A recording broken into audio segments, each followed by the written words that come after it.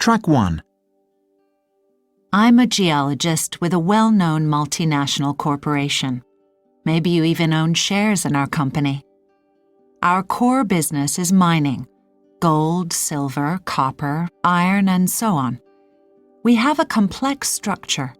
Each geographical region has a local management structure, but individual product managers also report to different functional managers at HQ: R&D, finance, marketing, etc. It's a huge operation, so decision-making can be very slow. Track 2. I'm a freelance photographer, so I run my own business. I do a lot of weddings, parties, and so on. Because I'm self-employed, I can do things my way, which is great. On the other hand, it's financially risky. For example, if the business got into trouble, I could lose my home. Track 3. We make furniture for firms like IKEA. I sort of supervise production, and my sister runs the office. But in fact, my dad decides everything. He's the general manager. It's a family business. There are 6 shareholders altogether, but we can't really do anything without Dad. Track 4. I share an office and an assistant with 3 other lawyers. I specialise in employment law, advising companies on HR issues. My partners each have their own specialisation, and Sarah, our assistant, works for all of us. In theory, as managing partner, I'm the boss. But in practice, we each look after our own clients. So it's a very flat structure. There's no real hierarchy. Track 5. I work for a hairdressing franchise. My job is to recruit and manage new franchisees. I report directly to the CEO. We help franchisees to set up salons, promote our products, and ultimately increase our shareholder value. It's good business for them, but although they manage their own limited companies, they don't have any real say in how things are done. There's a procedure for everything. And I mean everything. Track 6. I got my first placement in a PR firm in Paris. Our teachers had told us to be careful about dress code, being on time, and so on. But I had a problem I really wasn't expecting. The first day, I arrived at 8:30, and I was a bit surprised because I had to wait an hour and a half for my supervisor to arrive. In fact, most people came in at about 11 o'clock. But everybody was very friendly. They gave me a project to work on, and I thought, great, I can really do a good job here and, make a good impression. Well, for the first 2 weeks, I worked from 9 in the morning to about 7 in the evening. I didn't really have a social life because I only got home about 8, but like I said, I wanted to make a good impression. But then, gradually, people became less friendly and stopped talking to me. I couldn't understand why they were giving me these funny looks, especially when I went home in the evening. Anyway, in the end, I went and asked my supervisor what I'd done wrong. And in fact, the problem was that most people didn't go home until 9 or 10 p.m. So, because I left at about 7, I was breaking the unwritten rules. They all thought I was lazy. I mean, I knew I was the first to leave, but I arrived at 9 a.m. And I was working really hard, But as far as they were concerned, you couldn't do any real work before 11. So arriving at 9 in the morning didn't count. Track 7. I'm a department manager in the civil service. The department's actually very informal and friendly. We're all quite young, and everyone's on first-name terms. We all have lunch together in the canteen, and we often go to the pub for a drink after work. We have 1 or 2 interns per year. We try to make them feel at home and part of the team, and usually it's fine. But a year or 2 ago, I had a problem with an intern I was supervising. At first, everything was fine. Monica was very bright and friendly and got on well with everybody. But then one day, we had a crisis in the office. My manager needed one of Monica's files for an important meeting at 10 a.m. We couldn't find it, and unfortunately, Monica wasn't in the office. She wasn't answering her phone, and she didn't arrive until 10:15. In fact, she had been to the dentist's, but she hadn't told me that she'd be late. Well, as you can imagine, I was stressed out, and I made it very clear that this was unacceptable. And Monica just burst into tears. So I had to tell her that, well, that was unprofessional too. Anyway, after that, things were never the same. She stopped socializing with the rest of the team. She wouldn't say anything in meetings, and she didn't even eat in the canteen with us anymore. I tried to explain that it was my job to tell her when there was a problem, and that it wasn't personal, but she couldn't accept that. For her, a boss was a boss, and a friend was a friend, and you couldn't be a boss and a friend. Track 8. All right, Sam, welcome to San Antonio. Now, I just want to tell you who's who at Warndar, so you know who to go to when you have questions, okay? Okay. Now, let's start here in marketing. I'm the business development manager, and I have a team of 4 reporting into me. 2 salesmen, Jake Smith, our art director, and Saida Hussein, who's our PR officer. You'll be working mainly with Jake and Saida in PR, but you're going to report directly to me. All right. As I told you, we're a small company, so the organization is simple for the moment.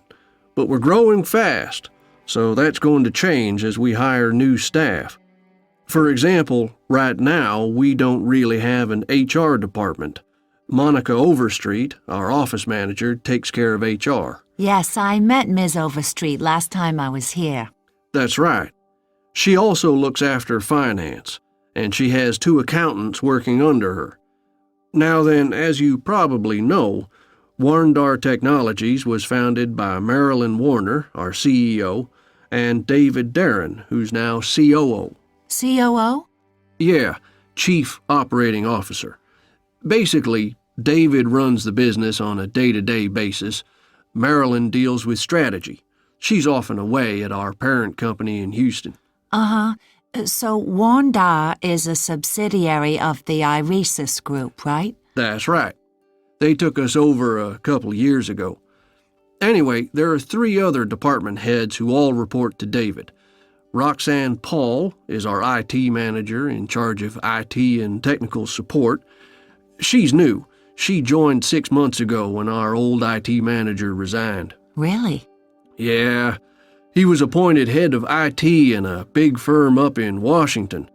Nice job, but too much stress. They fired him after only 3 months. Wow. Yeah. Anyway, Roxanne has a web developer and 2 support engineers reporting to her, okay? Now, the biggest department here is R&D.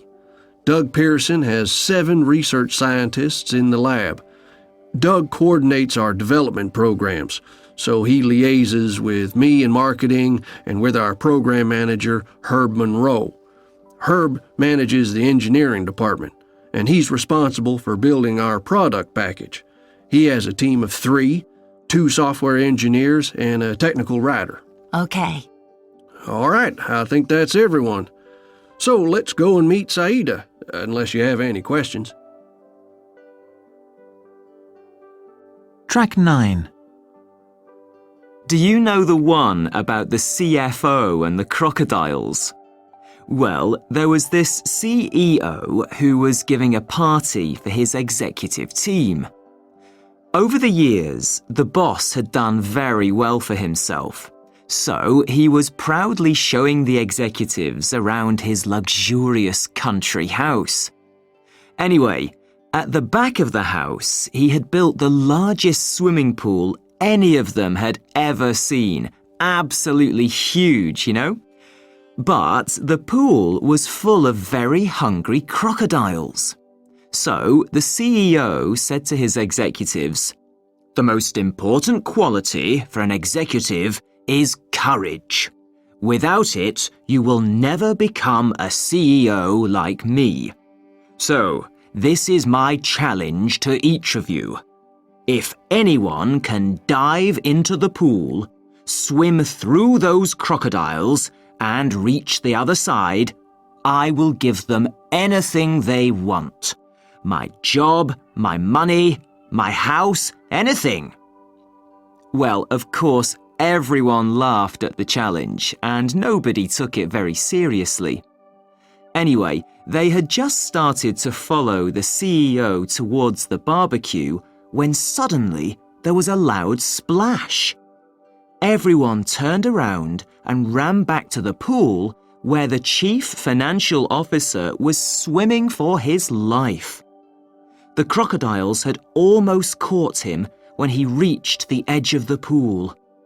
He'd just managed to climb out of the pool when he heard the mouth of the biggest crocodile close shut, snap, behind him.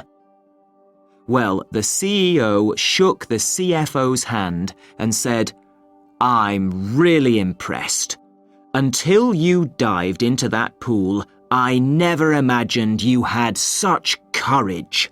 You accepted my challenge, and now anything I own is yours.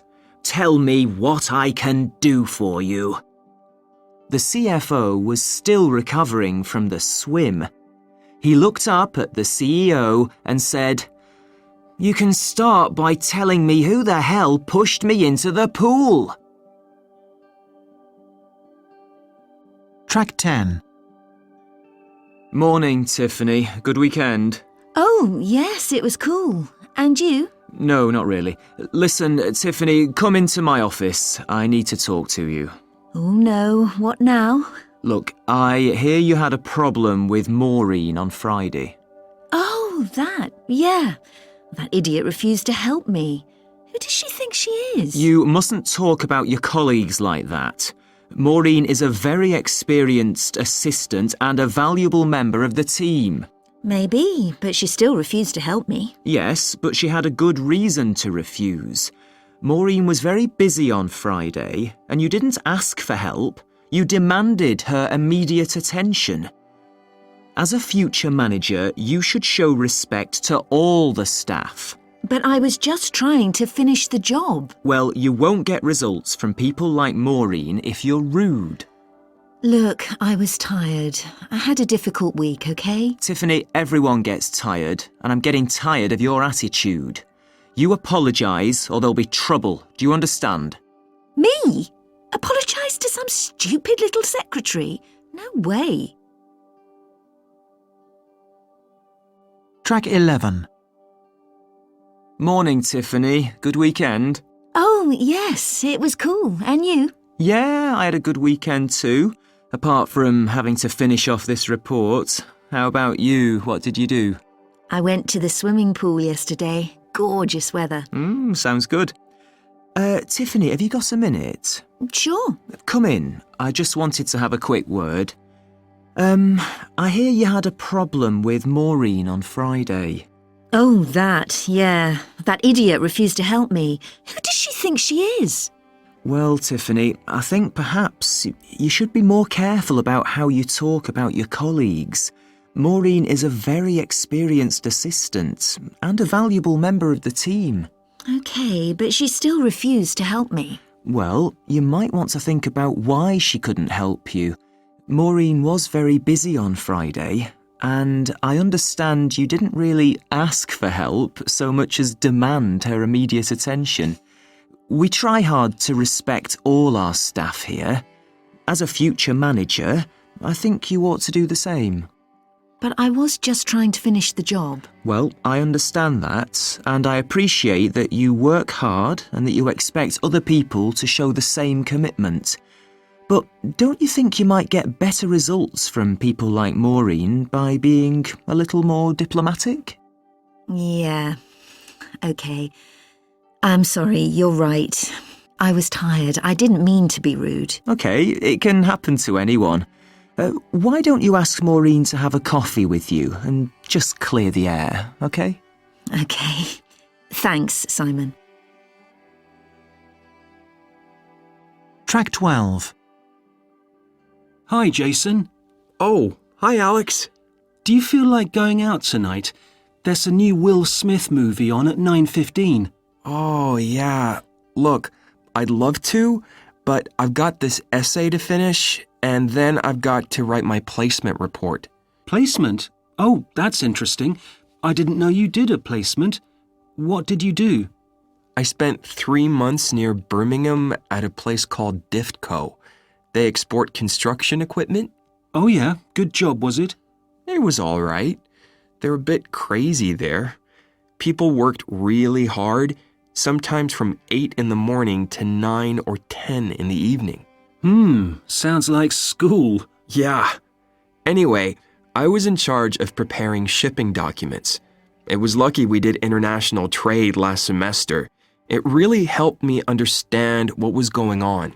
Preparing shipping documents, eh? Sounds boring. Didn't like international trade much myself. Did you get on well with your boss? Oh, she was very strict, but okay, I suppose. She didn't scream at me or anything when I did something wrong. Why, did you get things wrong a lot? Nah, only once when I sent a container to Austria instead of Australia. You're joking. Well, it wasn't my fault. This guy on the phone had a really strong accent. I didn't understand half of what he said. So you sent a container to Austria? What an idiot. Well, I bet you wouldn't do any better. Anyway, it was interesting because they had this really sophisticated automatic system, but you can't ever eliminate human error completely. Yeah, right. The guys at IBM only tested their systems with monkeys. They didn't expect you to be using them. Okay. Now, if you've finished taking the mickey, I've got an essay to write. No, come on, I'm just joking. I'm really interested in DINH. I need to find a placement for next summer. Well, it's a good placement for first years, but I think second years should have more responsibility. I was hoping to get some management experience, but I mostly worked alone, so it wasn't that great. You wouldn't recommend it then? No, I learned quite a lot in 3 months, but I certainly wouldn't like to work there. I see what you mean.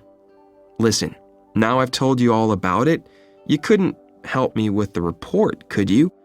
If we finish by 9, we can still make it in time for the movie. Look, I've already made these notes. You just have to write them up for me. Track 13. Now, before we go on, I'll just summarise the 3 points we've already discussed. Firstly, the goal of counselling is to help another person manage a personal problem using their own resources. Secondly, counselling is about listening, not about telling. It's about talking to someone and helping, not about persuading or manipulating. And counselling is about assisting and exploring problems. It's not about reassuring someone or solving their problems for them. Thirdly, the 3 phases of counselling. Phase 1. Talk. This is where you encourage the problem holder to talk about the problem and to start to understand how they feel about the problem and why they feel that way. Phase 2. Think. This is where you encourage them to think about the problem and reassess it.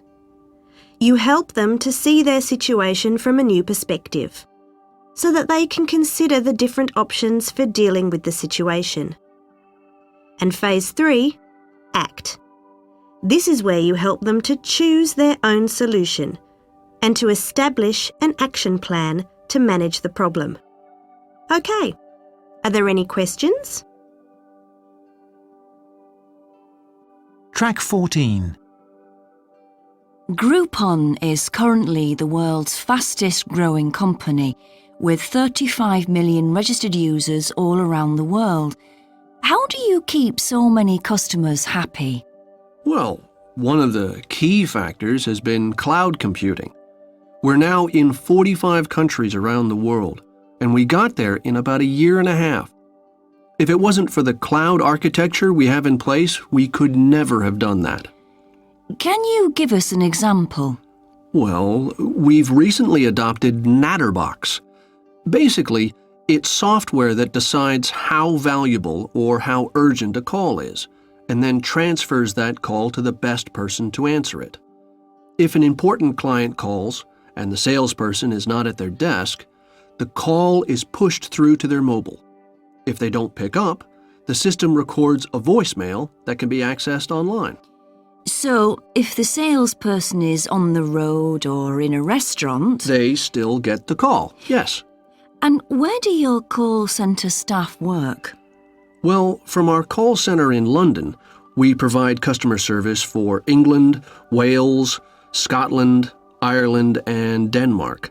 But we employ agents who come from all those regions, each with their own cultural familiarity and local knowledge. Natterbox recognizes the location of the incoming phone numbers and directs the call to a customer service agent from the right region. So, if I'm calling from Scotland, the person who answers the phone will be Scottish, and if I'm calling from Denmark... the agent will be Danish. Excellent. Yes. It also means we answer every call. Before we had Natterbox, our customer service department wasn't handling around 50% of the calls. They were just coming in and getting lost. And people hate it when a machine answers their call. It's very frustrating. With Natterbox, they get through to the right person straight away.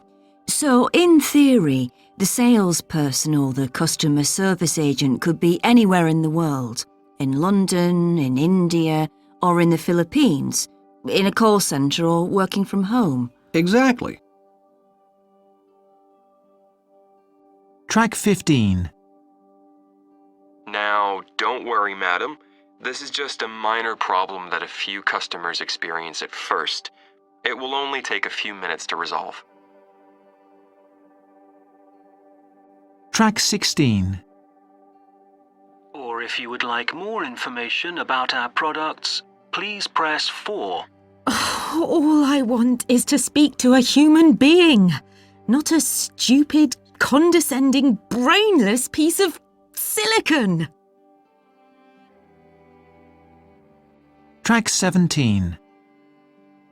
All right, sir. Yes, it is an unusual problem, and it's a little complicated, but you'll be pleased to know there is a solution. Track 18. Oh, that's wonderful. You're so clever. Thank you so much.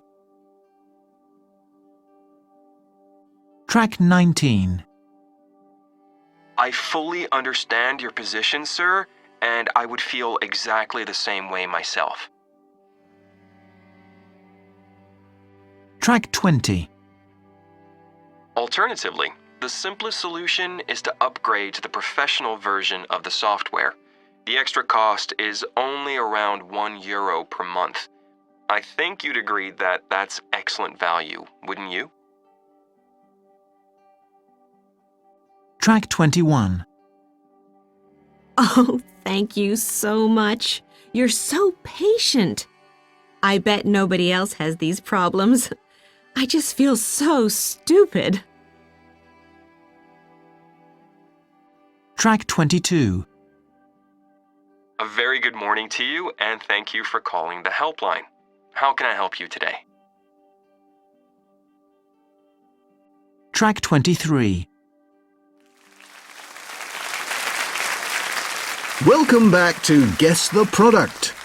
Our next mystery product is a fairly simple but extremely useful piece of technology. Panel, you've just 10 questions to help you guess the product. OK. Is it advertised on TV? No, it isn't. Do you use it for work? Yes, you do. Would you find one in every office? Yes, you would. Can you put it in your pocket? Yes, you can. Did it exist 20 years ago? No, it didn't. Does it use electricity? Yes, it does. Do you use it to speak to people? No, you don't. Is there a connection with computers? Yes, there is. Does it cost more than $30? No, it doesn't. Can you use it to store data? Yes, you can. All right, that's 10 questions. Now, have you guessed the product? We think it's a USB memory stick. Yes, well done. You've correctly guessed the product.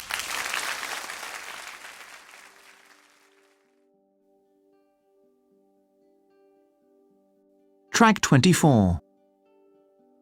Okay, Pete, first of all, you open the printer. No, wait a minute, don't just open it.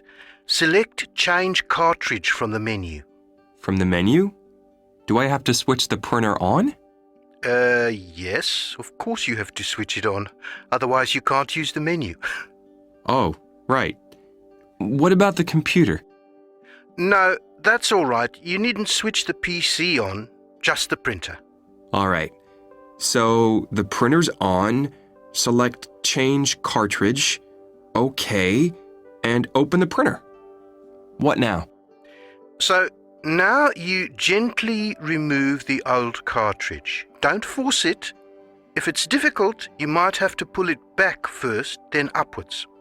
Backwards, then upwards. All right, I've got it.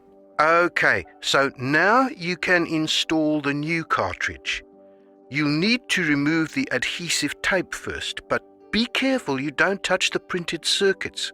They're very fragile. You needn't worry. I'm being very careful. Okay, that's it? Right. It'll ask you if you want to align the new cartridge, but you needn't bother. Usually it's fine as it is. Okay. What about the old one? Can I just throw it in the trash? Oh no, don't throw the old cartridge away. You can recycle them. Oh, yes, right. Listen, that's great. I really appreciate your help. Is there anything I can do for you? No, that's all right, Pete. You needn't worry. Just buy me a coffee sometime. Track 25.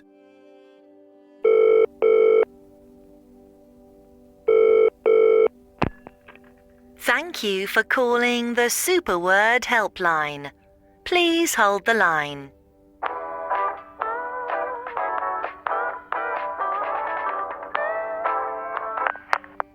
Good morning.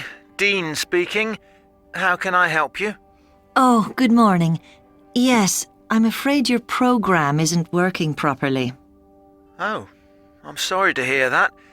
What exactly seems to be the problem? Well, the thing is, I can't put those automatic table thingies in my documents. I'm sorry, it's not a very good line. Could you speak up a little? Yes, sorry. I'm on my mobile.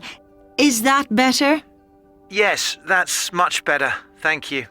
All right. Anyway, I was just saying I can't insert those tables. Oh, I see.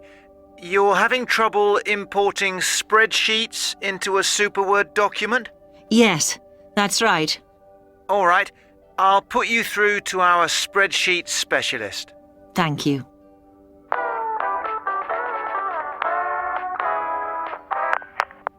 Hello? Yes? I'm sorry, the number's busy. Could I ask her to get back to you in a few minutes? Yes, that's fine. Okay then. So you're on 0680 425 232? That's right. And could I have your name, please? Wyndham. Delia Wyndham. Is that Wyndham with a Y? That's right. WYNDHAM.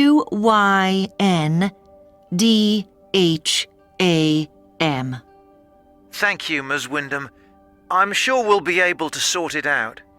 Thank you very much. Not at all. Goodbye.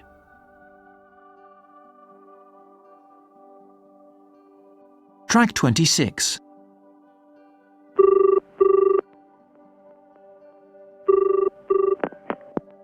Customer support, may I help you?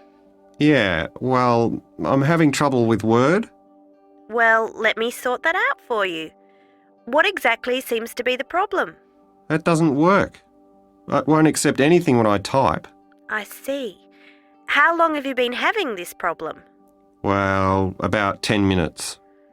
And was it working properly before that? Sure. I was just typing away and all of a sudden the words went away. You mean they just disappeared? Yes, just like that. So, what does your screen look like now? Nothing. Nothing? It's blank. Like I said, it won't accept anything when I type. Uh-huh. Have you tried hitting escape? Yes, nothing happens. Okay. Did you quit Word? I don't know. How do I tell if I quit? Can you see the toolbar on the screen? What's a toolbar? Okay, never mind. Can you move the cursor around on the screen? There isn't any cursor. I told you, I can't type anything. I see. Does your monitor have a power indicator? What's a monitor? It's the thing with the screen on it that looks like a TV. Does it have a little light that tells you when it's on? I don't know. Well, could you look on the back of the monitor and find where the power cord goes into it? Can you see that? Yes, I think so. Great. Now, you just have to follow the cord to the plug and tell me if it's plugged into the wall. Yes, it is. All right. Now, when you were behind the monitor, did you notice that there were 2 cables plugged into the back of it, not just one? No. Well, there are. I need you to look back there again and find the other cable. Okay, here it is. Good. Could you tell me if it's plugged securely into the back of your computer? I can't reach. Uh-huh. Well, you don't have to touch it. Can you just see if it's plugged in? No, it's too dark.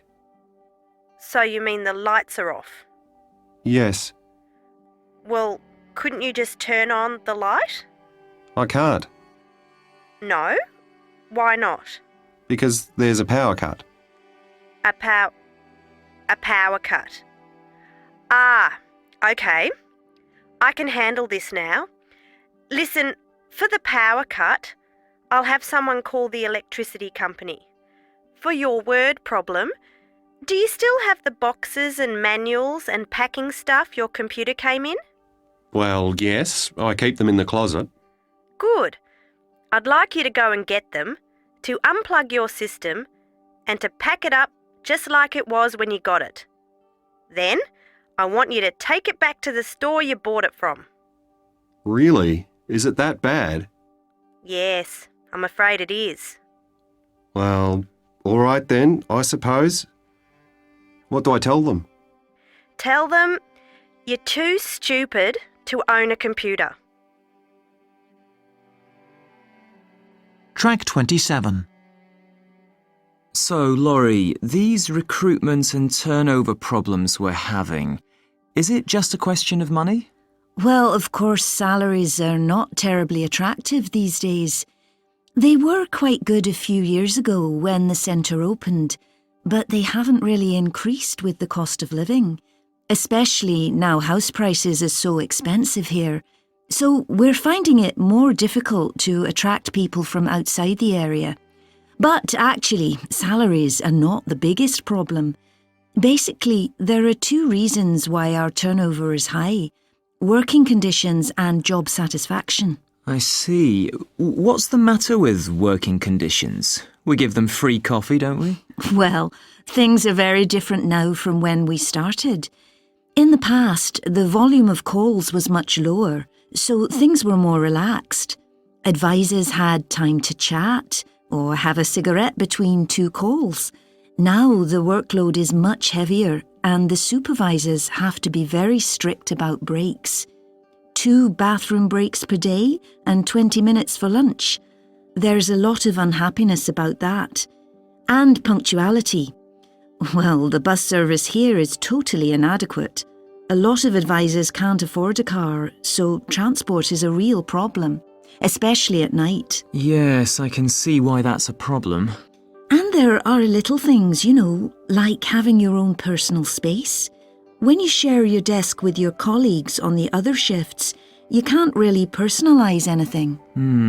Maybe there are things that can be improved there. What's the problem with job satisfaction? Time, mostly. Our software products have become so complex that customers need more and more help. There are more calls than we can answer, so advisors have to keep them as short as possible. That's frustrating because there isn't time to build a relationship with the customer. Sometimes there isn't even time to explain the solution properly. And then, of course, they say if they can't spend longer on the phone, they would like to send out instructions by email. Yes, well, the customers would like that too, but we can't charge them for it like we can phone calls. Exactly. And we really need to give the advisors more training, especially the new people, but there just isn't time. They often have to read out instructions from the manual. It's not much fun answering questions when you don't really understand the answers yourself. No, I can see that. Of course, the thing they really don't like is the shift system. They work 1 week in the morning from 6 a.m. to 2 p.m, 1 week in the afternoon from 2 p.m. to 10 p.m, and 1 week nights, 10 p.m. to 6 a.m.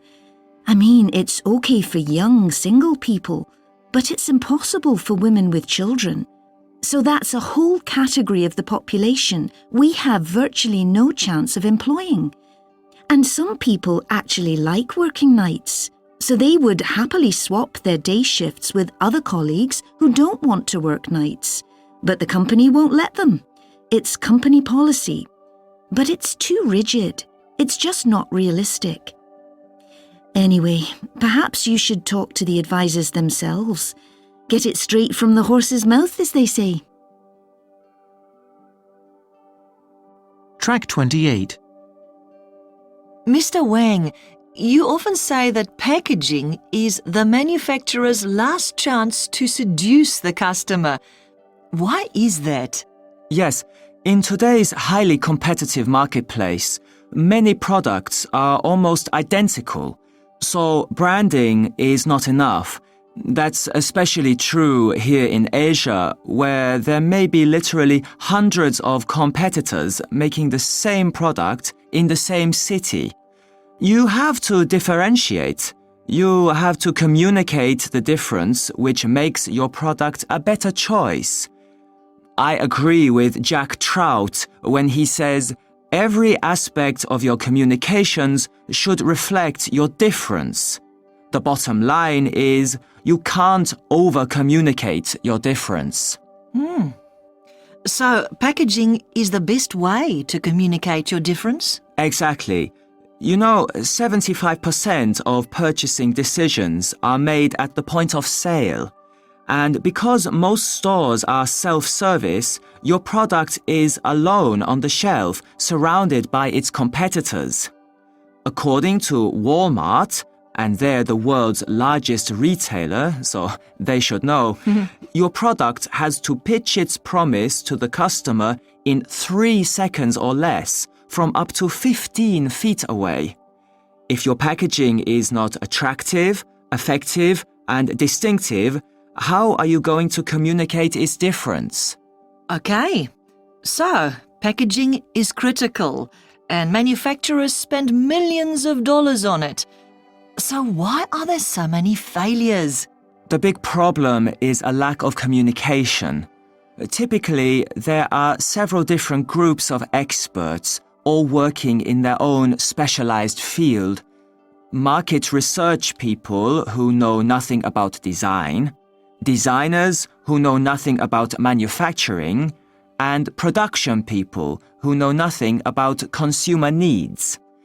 Traditionally, you keep your design team well away from business and manufacturing constraints because you don't want to limit their creativity. Unfortunately, the result is inevitably a compromise. You start out with an original creative idea, but then you find out it's impractical for reasons of cost or technical limitations.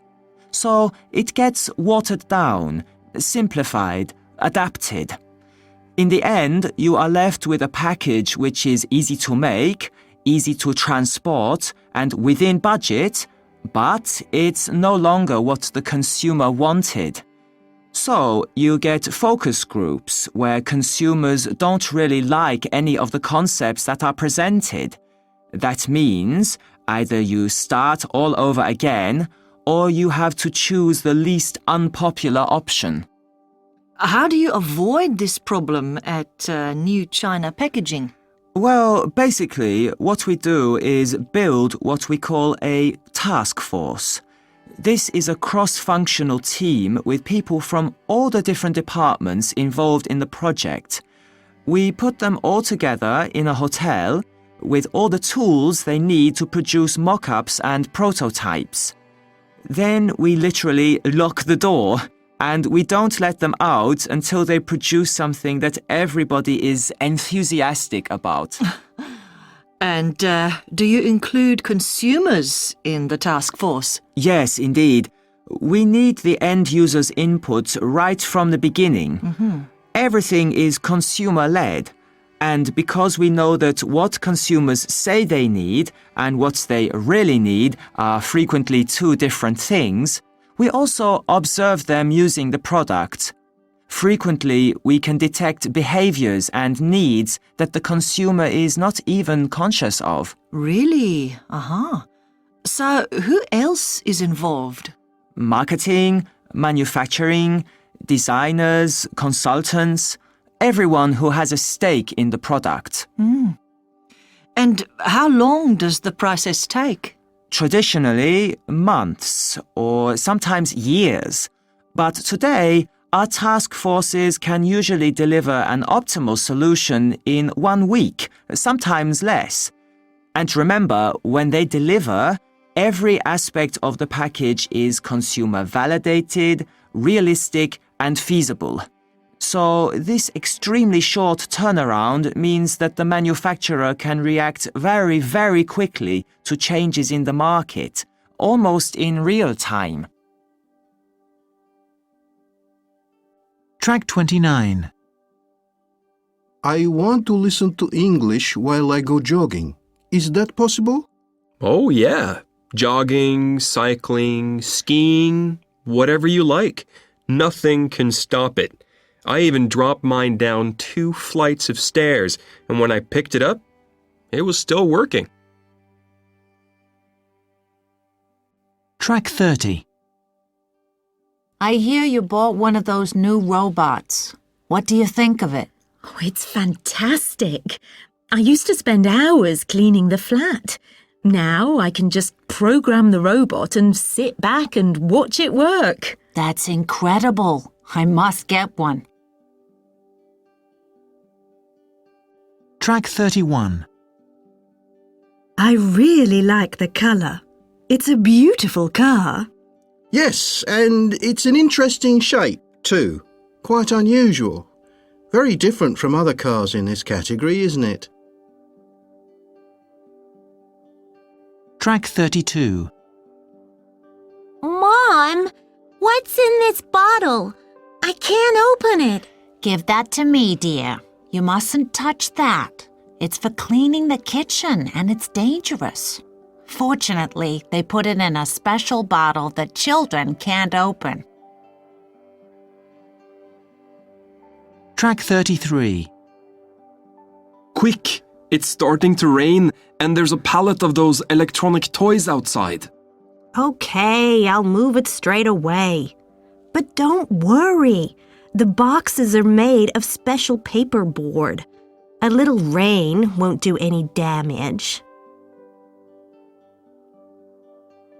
Track 34. Are you sure I'll be able to record TV programs? I mean, I'm not very good at anything technical. Oh, yes. No worries.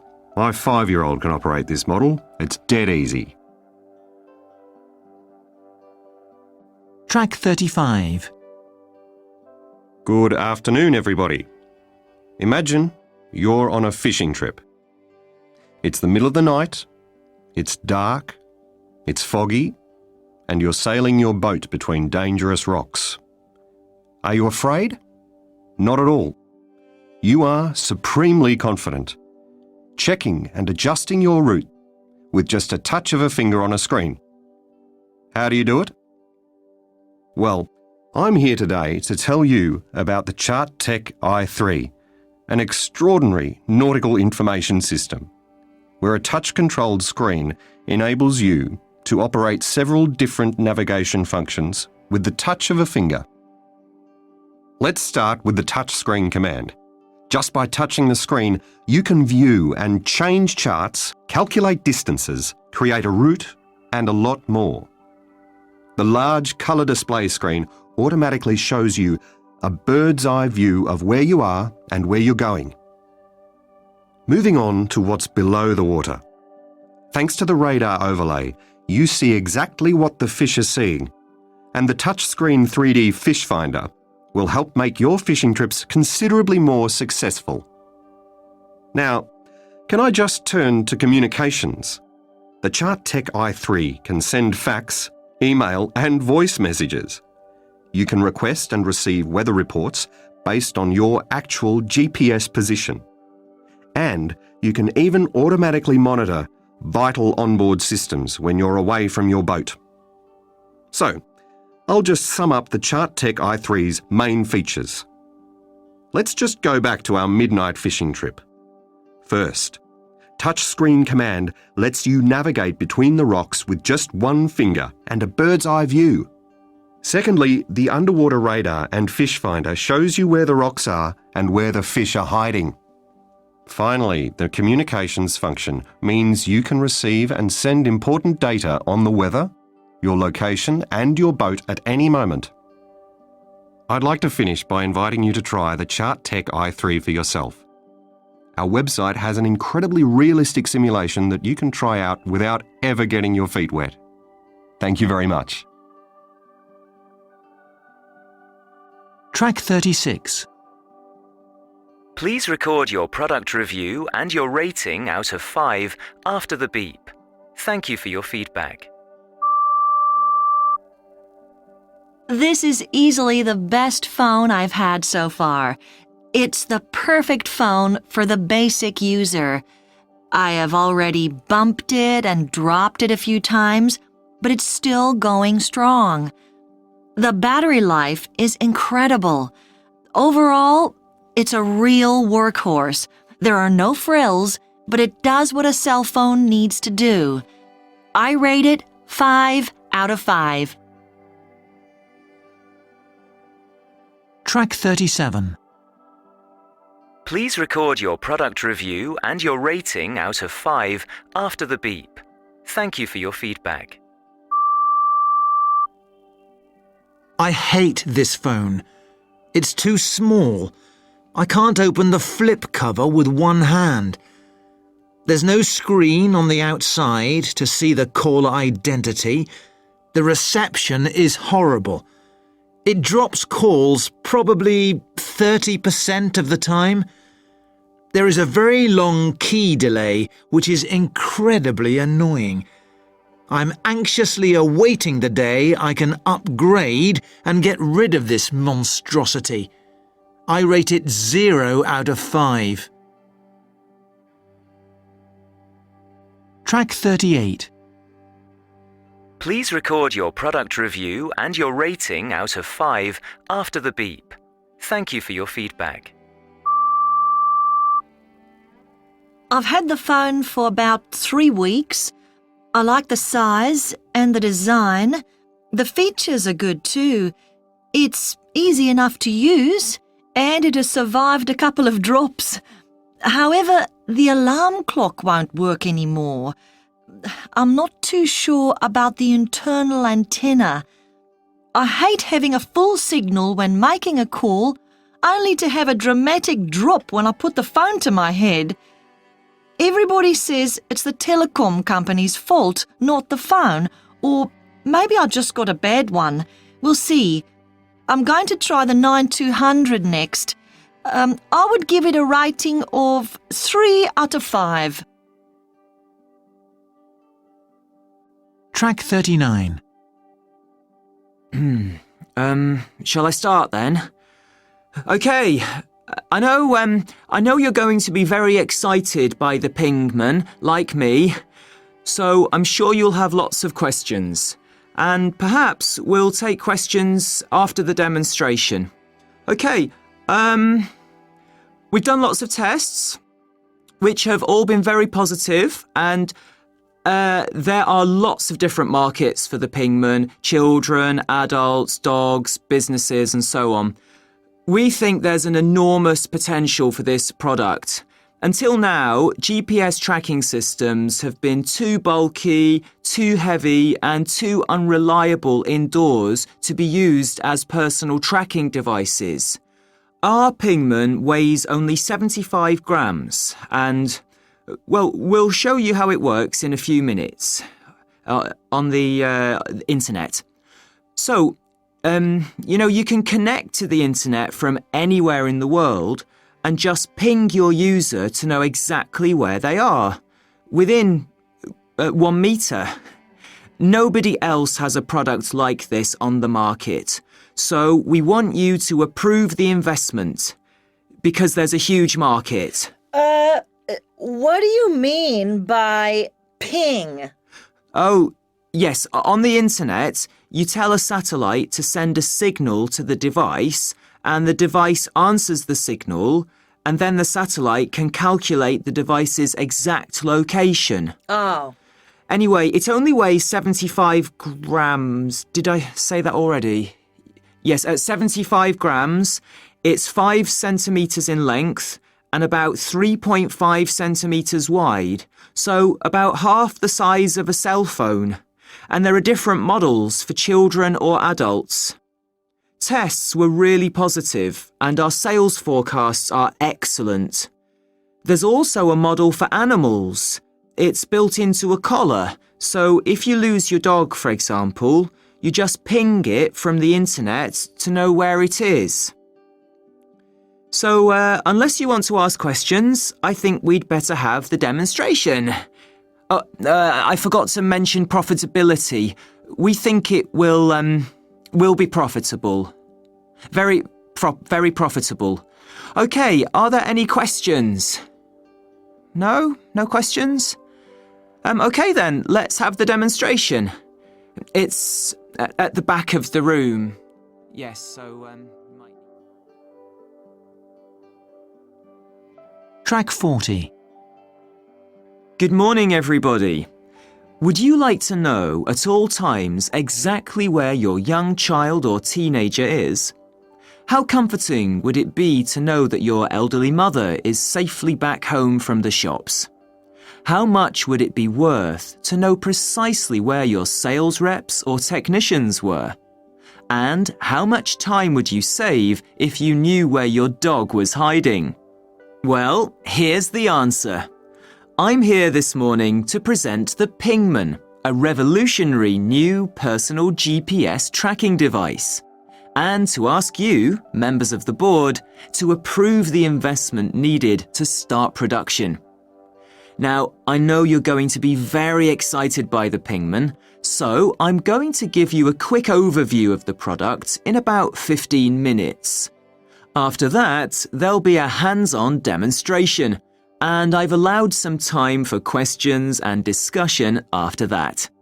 But if you have any questions that can't wait, feel free to interrupt me, okay?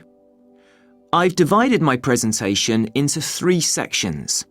First of all, I'm going to talk to you about the background to this project and the current offers on the market. After that, I'll be talking about the prototype, the specifications, and the data we've collected from tests and focus groups.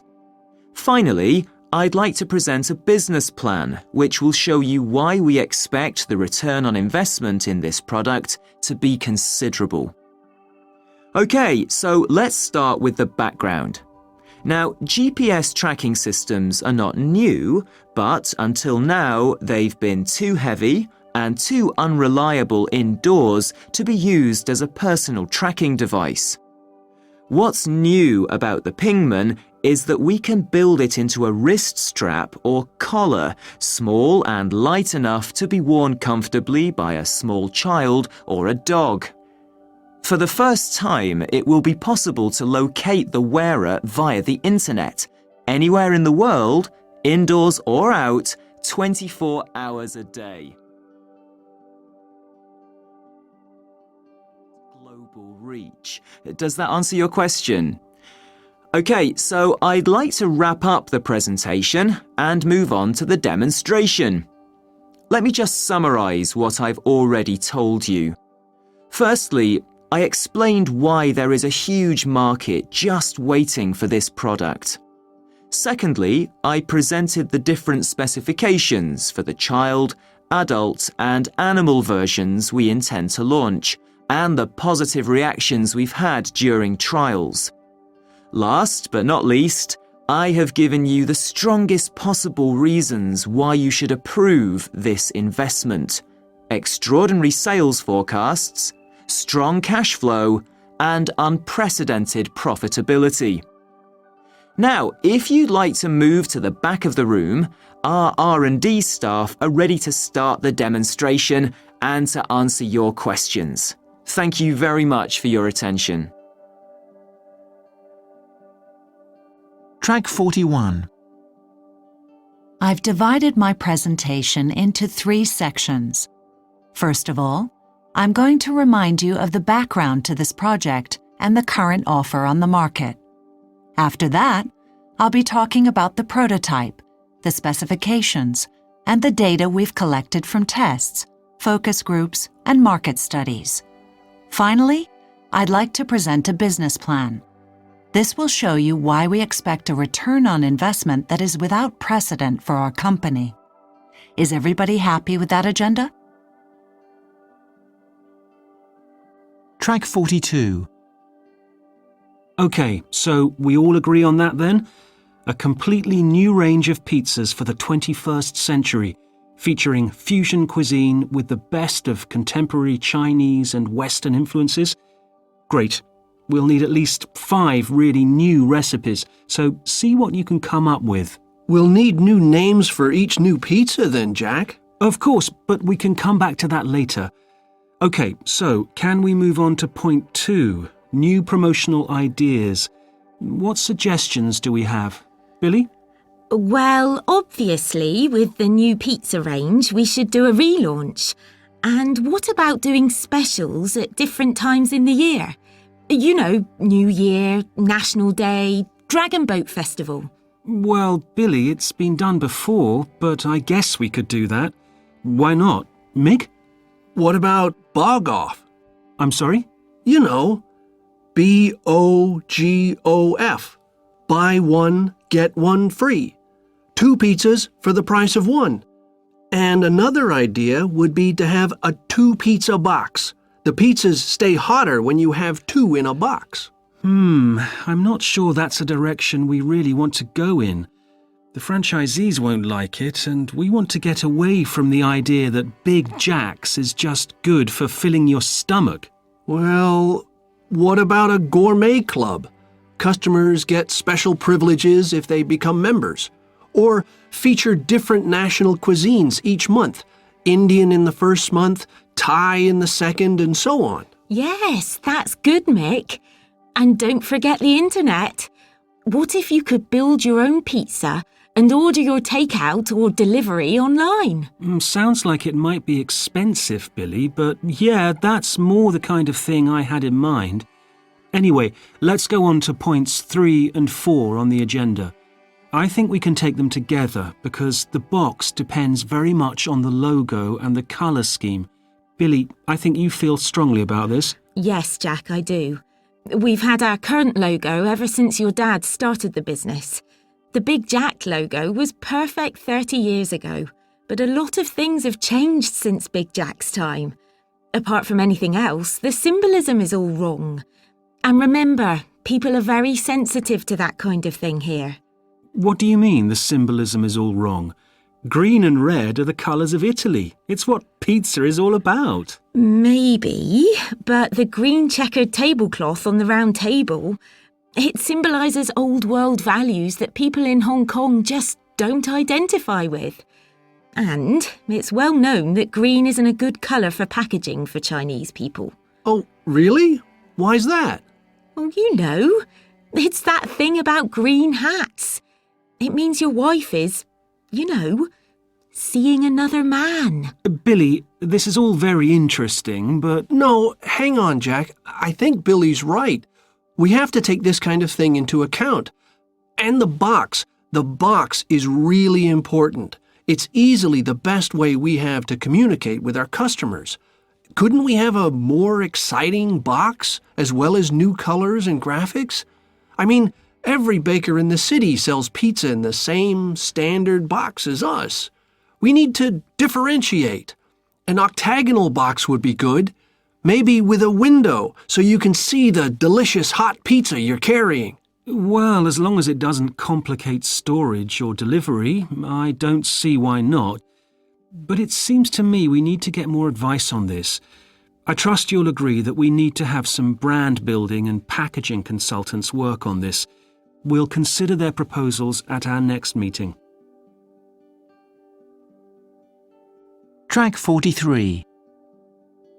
Basically, there are just 5 things you need to know about choosing a career. 2 of those are things you really shouldn't do.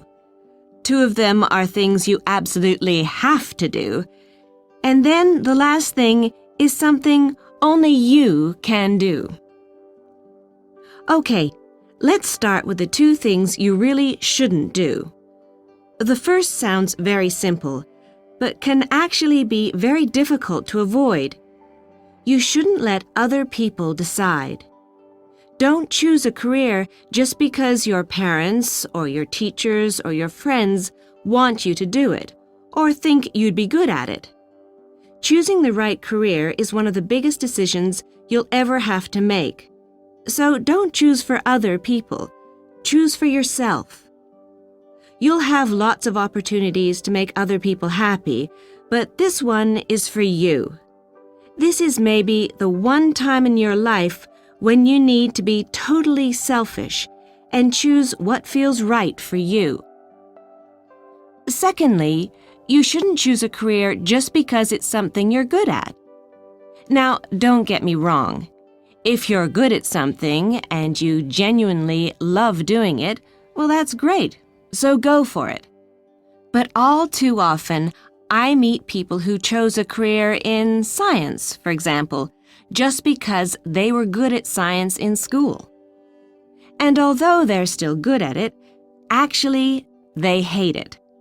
So please, don't choose something that you're good at, but that isn't going to make you happy.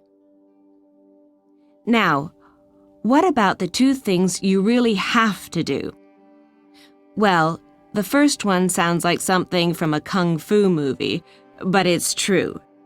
Before you can choose a career, you need to know yourself. Now, you can go to the Himalayas and spend a couple of years learning martial arts if you like, but there are also a lot of simple, very practical personality tests you can use at home. Tests like Myers-Briggs or Keirsey are not 100% reliable, but they really can help you identify what sort of person you are. You'll find lots of tests online, or you can ask your career advisor for help. The second thing you have to do is to find out what sort of work is available and what it involves. Your personality test results will guide you towards the kind of careers that should suit your profile. Then, you need to find out as much as you can about them, preferably from people who are already working in the sector. Social media sites like Facebook and Google+ are a great way to contact people who can share their experience. Track 44. That brings us to the last thing, the thing only you can do. Understanding what makes you happy. Now, you're probably thinking, that's easy. Money. The more, the better. Well, actually, there's a great deal of research that shows that although having enough money is very important, having more money doesn't actually make you any happier. In fact, people who believe that happiness depends on being rich, famous, or beautiful are more likely to suffer from depression than the rest of us. What does seem to make most people happy is surprisingly simple. Things like contact with other people, variety, autonomy and recognition, working with people you like and respect, having a wide range of different activities, and being able to decide what you do and when you do it are major sources of satisfaction. The feeling that you're doing something useful, that you're making the world a better place is also a big motivator. It's interesting that people who run their own businesses or who work in small companies where they feel they're in control are usually happier than average, even though they probably earn lower salaries and have less job security than they would in a larger organization. Now, just before I finish, let me ask you this. Do you ever get so involved in what you're doing that you just forget everything else and time just flies? Yeah? It's a feeling you often get when you do things like team sports, playing or listening to music, writing, painting, repairing or inventing things. These are times when most people say they are happiest, and they're called flow activities. If you know what makes you happy, and if you can identify jobs that let you experience that flow, then you have almost certainly found the key to choosing your ideal career. Track 45. All right, so that brings us to Rachel Ratcliffe. You flagged her as a high flyer. She's certainly very committed to her work. Absolutely. Rachel is doing a terrific job for us. She's an excellent team player and she really enjoys taking initiative. The problem is that she's ambitious and we don't have any ways to satisfy her ambition for the moment. We plan to make her a department manager in a couple of years' time, but there are no openings right now. She's obviously had other offers, perhaps from a headhunter, and she's thinking about resigning.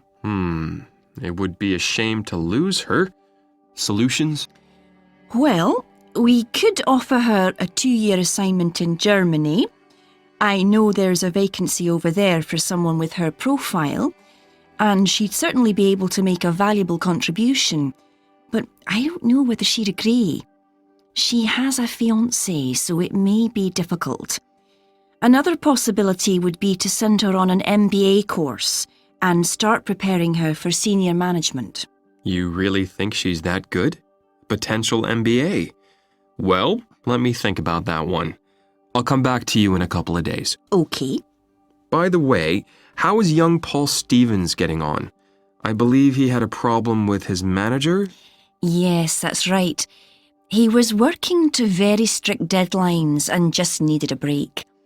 I'm working closely with him now and everything's fine. He's back on the high flyers list. He has strong negotiating skills and I think he'll be an excellent engineer. Good. Okay then. Let's move on to Michael Deagle. He's a new hire too, isn't he? Yes. Michael's been with us almost a year now, and we've marked him as a concern because he's not really delivering the goods. He arrived with a fantastic resume, lots of skills, and some good experience, but he's consistently underperformed. He just isn't able to manage the workload. Any idea why? Well, I'm not too sure. Some people in the department feel that it's a problem of motivation. He doesn't like Seattle and he wants to move east. But others of us feel that perhaps he just doesn't have the strengths that his resume claimed. At the moment, he seems to have more weaknesses than strengths. So what do we do? Give him an official warning? Tell him we'll fire him if he doesn't deliver? Maybe, but we've already invested too much time and money to just dismiss him. How about offering him an easier position in Chicago? Something that won't be so difficult. If he realises that the job here in Seattle is too much for him, perhaps he'd be more motivated to perform at his real level. Moving to Chicago would be a good way to save face. Yes, that's not a bad idea. Could you liaise with his manager and see what's available in Chicago or Boston, then come back to me? Okay. Good. Now then, we come to our old friend Shane Garney, Mr. Wannabe himself. Is he still on the high flyers list? Not really. He's more of a concern now. He certainly has the skills, but he's getting greedy. We gave him a big raise 6 months ago when he was promoted, but now he says it's not enough. He says he's had a much better offer from the competition. Well, I think it's time we had a serious talk with Mr. Garney. He needs to understand that, although we appreciate ambition, our corporate policy is to reward achievement, not potential. The problem is, of course, that he's very well connected. You remember that his father's a senator. Wouldn't it be easier to give Shane a small raise to keep him happy? Yes, I'm fully aware of that, and I'm aware that government contracts are very important to this company. But if Shane is only interested in money, he should join his father in Washington. The answer is no. If he thinks he can get a better deal somewhere else, then fine, he can resign. We have a lot of good people like Rachel Ratcliffe who would be happy to take his place. Track 46. Well, the job's yours if you want it. Well, thank you very much. I'm delighted to accept. Track 47. Congratulations. Don't forget, the degree ceremony's next Friday. Thank you, sir. Thank you very much. Track 48. Nearly finished now.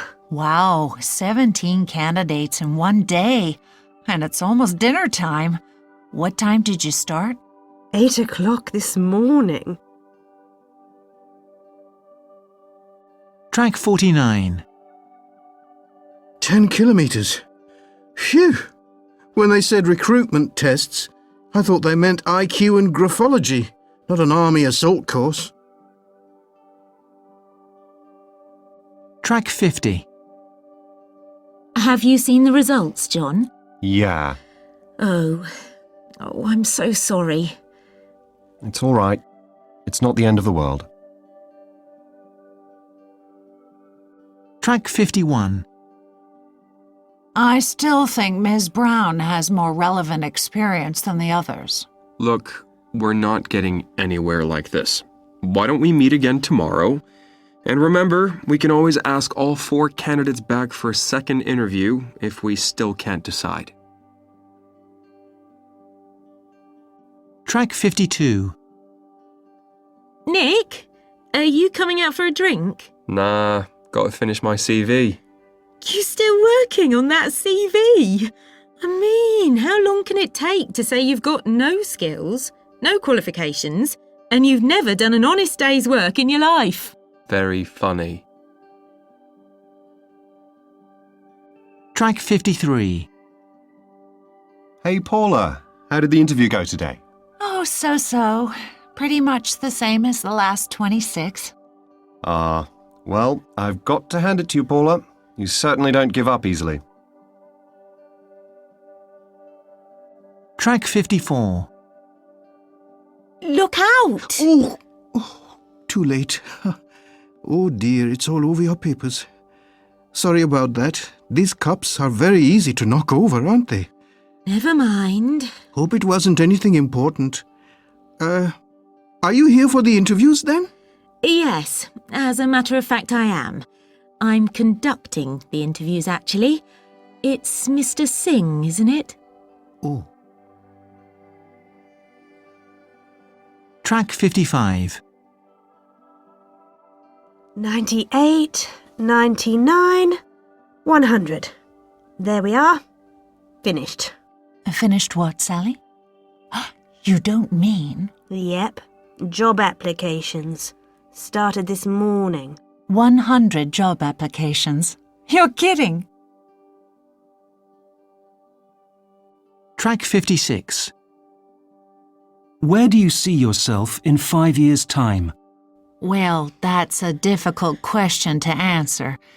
Let's just say that I see myself as a top-performing employee in a leading company, like this one. I plan to gain experience and learn new skills. Hopefully, in 5 years' time, I would be ready to move up to a position with more responsibility. Track 57. How do you motivate people to do their best? Well, I think there are 2 important aspects to this question. The first is to create a positive atmosphere. If people feel happy about what they're doing, they're much more motivated to work towards a common goal. So, making sure they understand the objectives and the process, and that the atmosphere is pleasant and relaxed, those are really important. The second thing is to give feedback, especially when somebody does a good job, not just when they get something wrong. When I worked in a restaurant a couple of years ago, I realised that knowing how well you're doing is essential to staying motivated. Track 58. What are your weaknesses? Well, of course, I'm aware that there are areas that I can improve on. But I have to say, as far as this job is concerned, I don't feel that I have any significant weaknesses. And if I do identify a problem, I take action to resolve it. Take time management, for instance. A couple of years ago, I realised I wasn't the most organised person in the world, so I followed a time management course. I applied what I learned, and now I would say that organisation is one of my strengths. Track 59. Can you give an example of a situation you found stressful and how you coped with the stress? Yes. Last term, for example, I was on a work placement where my supervisor had to go off sick for 3 weeks. So the company asked me to take over responsibility for the project. It meant a huge workload, which was pretty stressful. Anyway, I sat down and planned out exactly what I had to do each day for those 3 weeks. I also planned an hour each evening in the gym. That really helped to ease the stress. I managed to finish the project on time and in much better shape than when I started. Does that answer your question?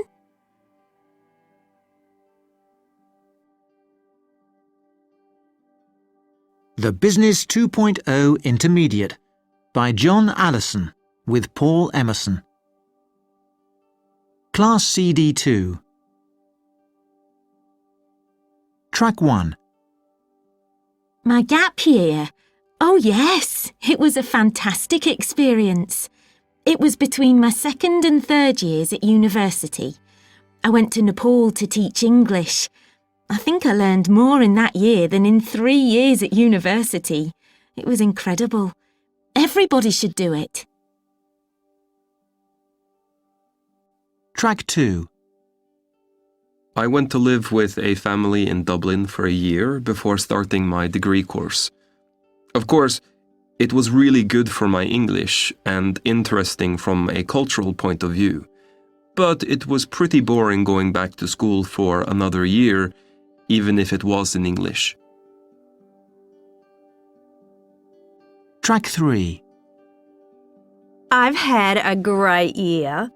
I've been around the world, working for 2 or 3 weeks, then moving on to the next place. I've just gone back to my job, and now I have a much clearer idea of where I'm going and what I want to achieve. My only regret is not doing something to help people. If I could do it again, I'd definitely volunteer for charity work, probably in Africa. Track 4. Yeah, I took a gap year before starting business school. I needed to earn some money, so I worked in a car factory. It was hell. I've never been so bored in my life. I suppose I learned some valuable lessons, but now I wish I'd done something more exciting, gone somewhere exotic. I feel I wasted a year of my life. Track 5. I'd been in the same job for about 20 years, and I decided I needed to step back and think about what I wanted to do with the rest of my life. So I took a sabbatical. Fortunately, my company was very understanding. I traveled in India for 6 months. Then I wrote a book about my experiences. It completely changed my outlook on life. I'd recommend it to anybody. Track 6.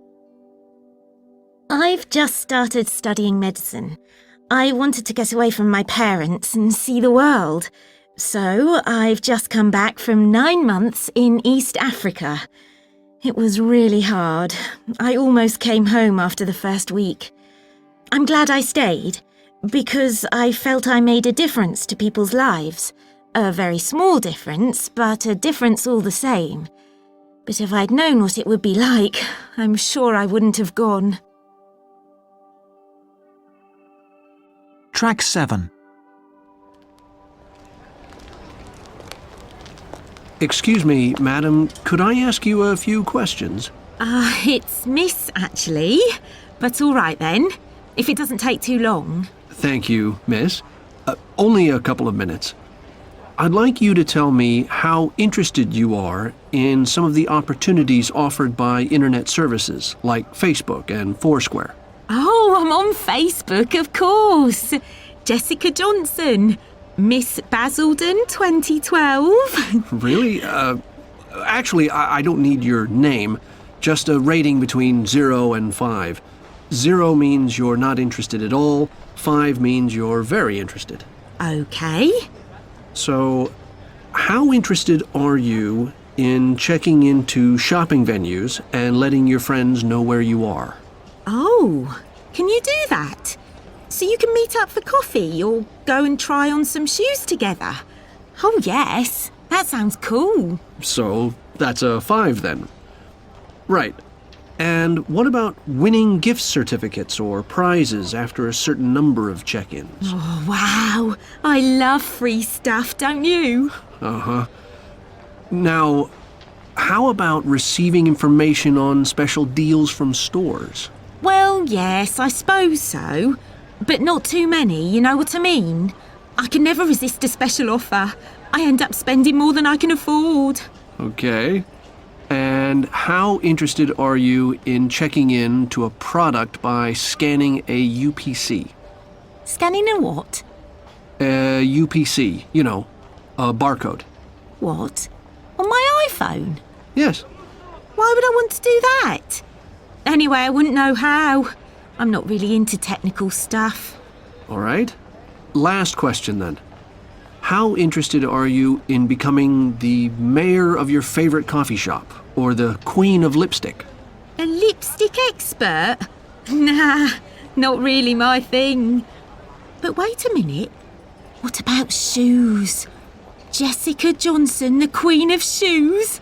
Oh yes, I can see it now.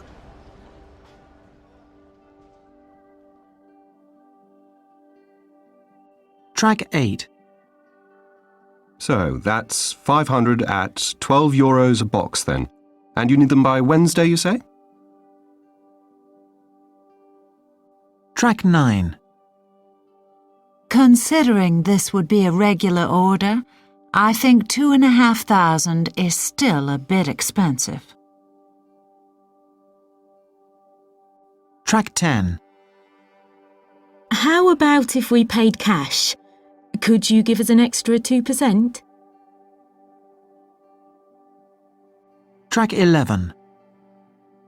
No, I'm sorry, that's my final offer. I can't go any lower than that. Track 12. And then we'd need you to be available 5 or 6 weeks a year. Or maybe a bit less. Anyway, we can talk about it. Nothing's decided yet. Track 13. Yes, we usually ask for 20% now and the balance on delivery. Track 14. Look, this just isn't good enough. If you don't deliver until tomorrow morning, it'll be too late. Track 15. Well, there's not much between us now. Would you say we split the difference? Track 16. 1. 500 at 12 euros a box. Track 17. 2. 2,500. Track 18. 3. An extra 2%. Track 19. 4. 5 or 6 weeks a year. Track 20. 5. We usually ask for 20% now. Track 21. Okay, we have to decide how to divide this list of responsibilities between us. What are your priorities? Well, I'd really like to go to the conference in Madagascar. Could I suggest that you go to Siberia? If you agreed, I'd be willing to take my holidays in January and let you take yours in August. I'm sorry, but I'd really like to go to Madagascar too. I couldn't agree to your proposal unless you were prepared to take your holidays in January and go to the exhibition in Kazakhstan. Well, I might consider going to Kazakhstan. I've got an uncle who lives there. Oh, great. Providing you looked after the foreign customer at the tennis tournament. I know nothing about tennis. Okay, we're making progress. So, can I just summarize the position so far? You can go to Madagascar as long as you also go to Kazakhstan and you let me take my holidays in August, okay?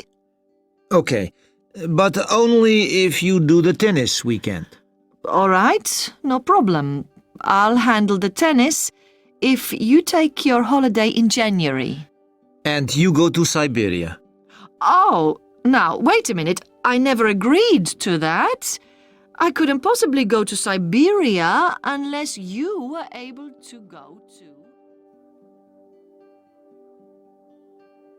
Track 22. So, Harry, you want to set up an e-business to sell music, MP3s and so on? No, not MP3s, sheet music. You know, printed music for musicians to play, like songbooks, orchestral parts, and so on. At the moment, we sell through our network of shops in Denmark, but I'd like to set up an e-business. To reach customers worldwide? Exactly. But the problem is we don't have the skills, the staff, or the money to do it ourselves. Well, Harry, Holman Multimedia can offer a complete package solution. We design, build, and manage your website and process your sales. We deal with the payments. We can even handle the logistics for you, if you want. Although, I suppose you'll send most of the music electronically, right? Yes, as PDF files. It's much easier for us, and the customer gets immediate delivery. Exactly. So all you have to do is make sure you have the product in stock and count your profits. And pay you a monthly fee, is that right? That's right, Harry. No capital investment, no new staff, no overheads. And once you start selling music all over the world, that monthly fee is going to look very small. All right then, Ingrid, I think we're in business. So, what's next? That's terrific, Harry. Okay, well, can you tell me exactly what you want the site to do? You see, it all depends. Track 23. So, how soon can you deliver, and how much is it going to cost? Okay, look. I'm going to write down a figure per month here, just so it's clear. Then you can tell me what you think. There. How do you feel about that? Wow. No, there's no way I could pay that. Well, I might possibly be able to bring it down a little, but only if we had a 3-year contract. A 3-year contract? No, I can't agree to that. Well, in that case, I can't bring the monthly fee down, I'm afraid. And I can't commit myself to 3 years. Well, Harry, you have my phone number. If you change your mind, just give me a call. Track 24. So, how soon can you deliver, and how much is it going to cost? Okay, look, I'm going to write down a figure per month here, just so it's clear. Then you can tell me what you think. There. How do you feel about that? Wow. Is there any way we could bring it down, say 10%? Well, I might possibly be able to bring it down a little, but only if we had a 3-year contract. Well, I'd be reluctant to agree to a 3-year contract unless you could guarantee a maximum downtime of 24 hours per month. Could you do that? Let me reassure you on that point, Harry. Our sites and servers are very, very stable, and average downtime is less than 24 hours per year. So we're happy to guarantee less than 24 hours per month, as long as you choose our Platinum service level. But, of course, it's more expensive. Well, I don't really want to increase the budget. What about lead time? Can you have the site up and running by next month? Not unless we hire another developer. I suppose we could do it, providing you paid a year's fees in advance. Normally, development time is around 3 months. Look, let's split the difference. I can pay 6 months in advance on condition that you have the site online in 2 months.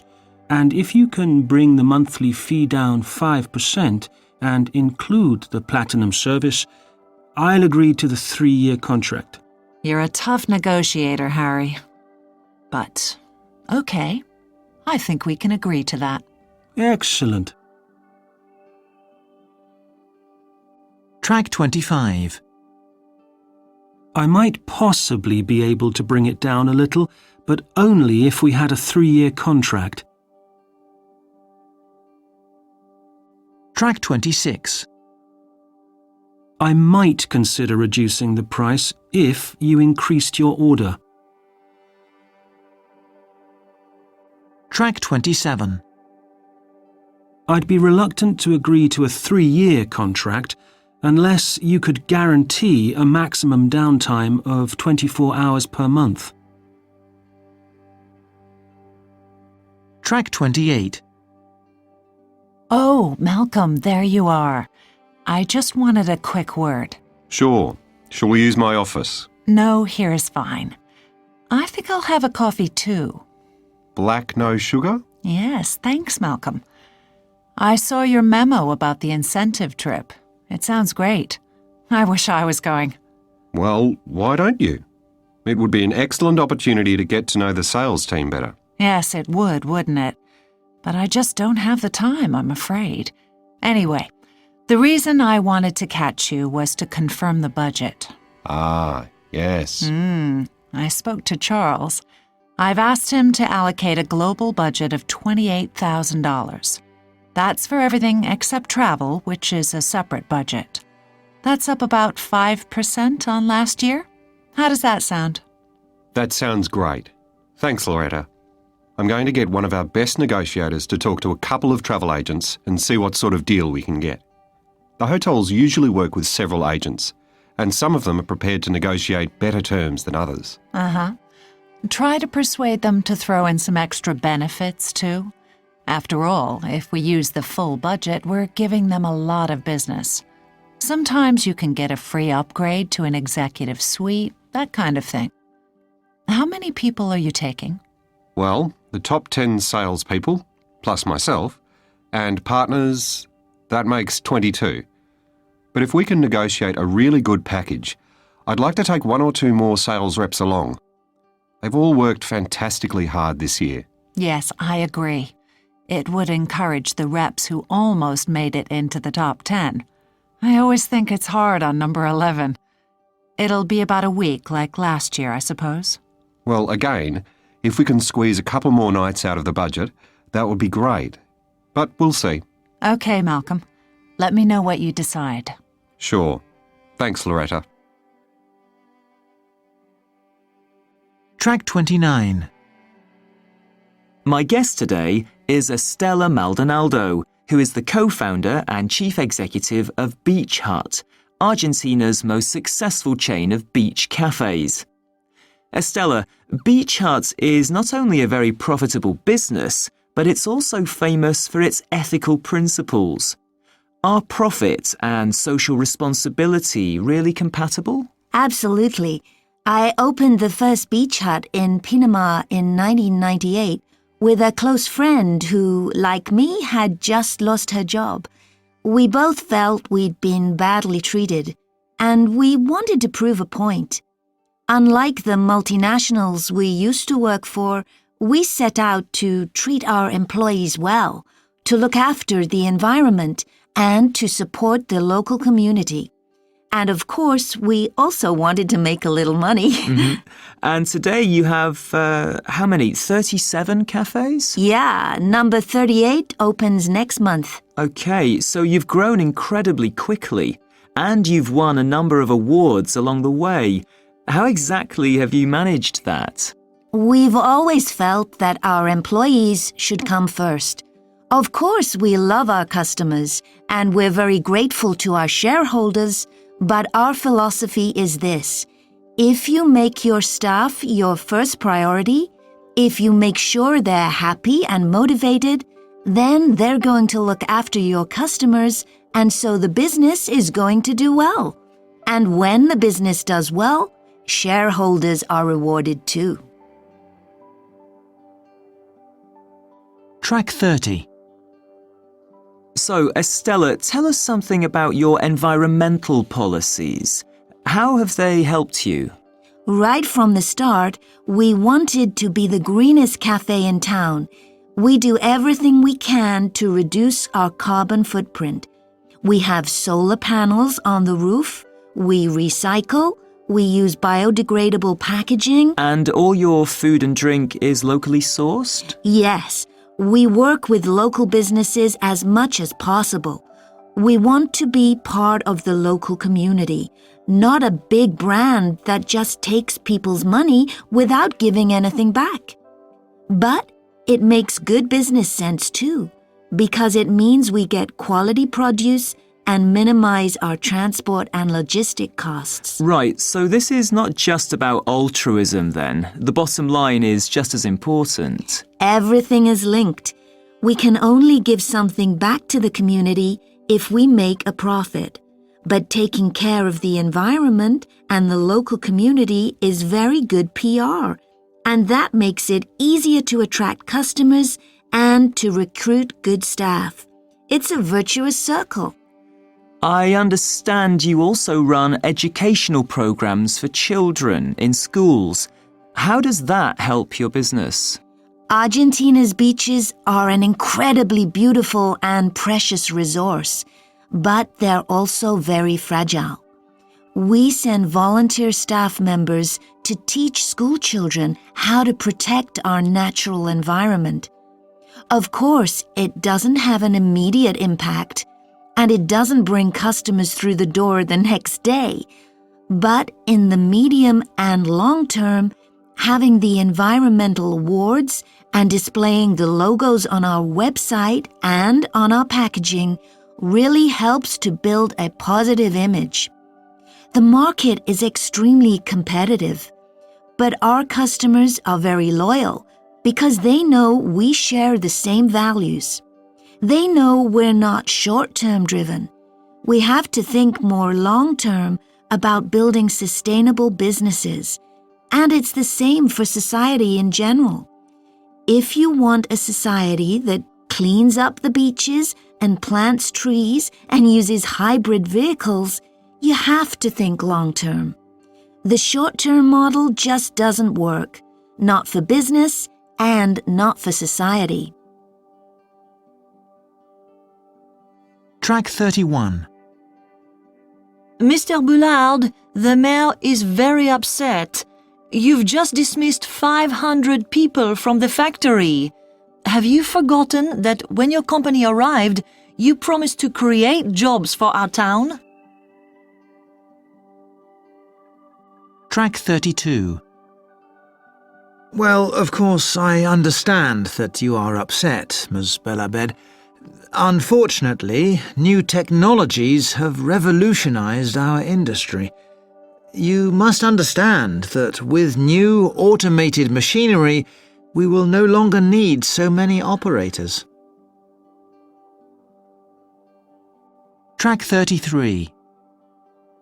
I know that it is difficult to remain competitive, but what about these people and their families?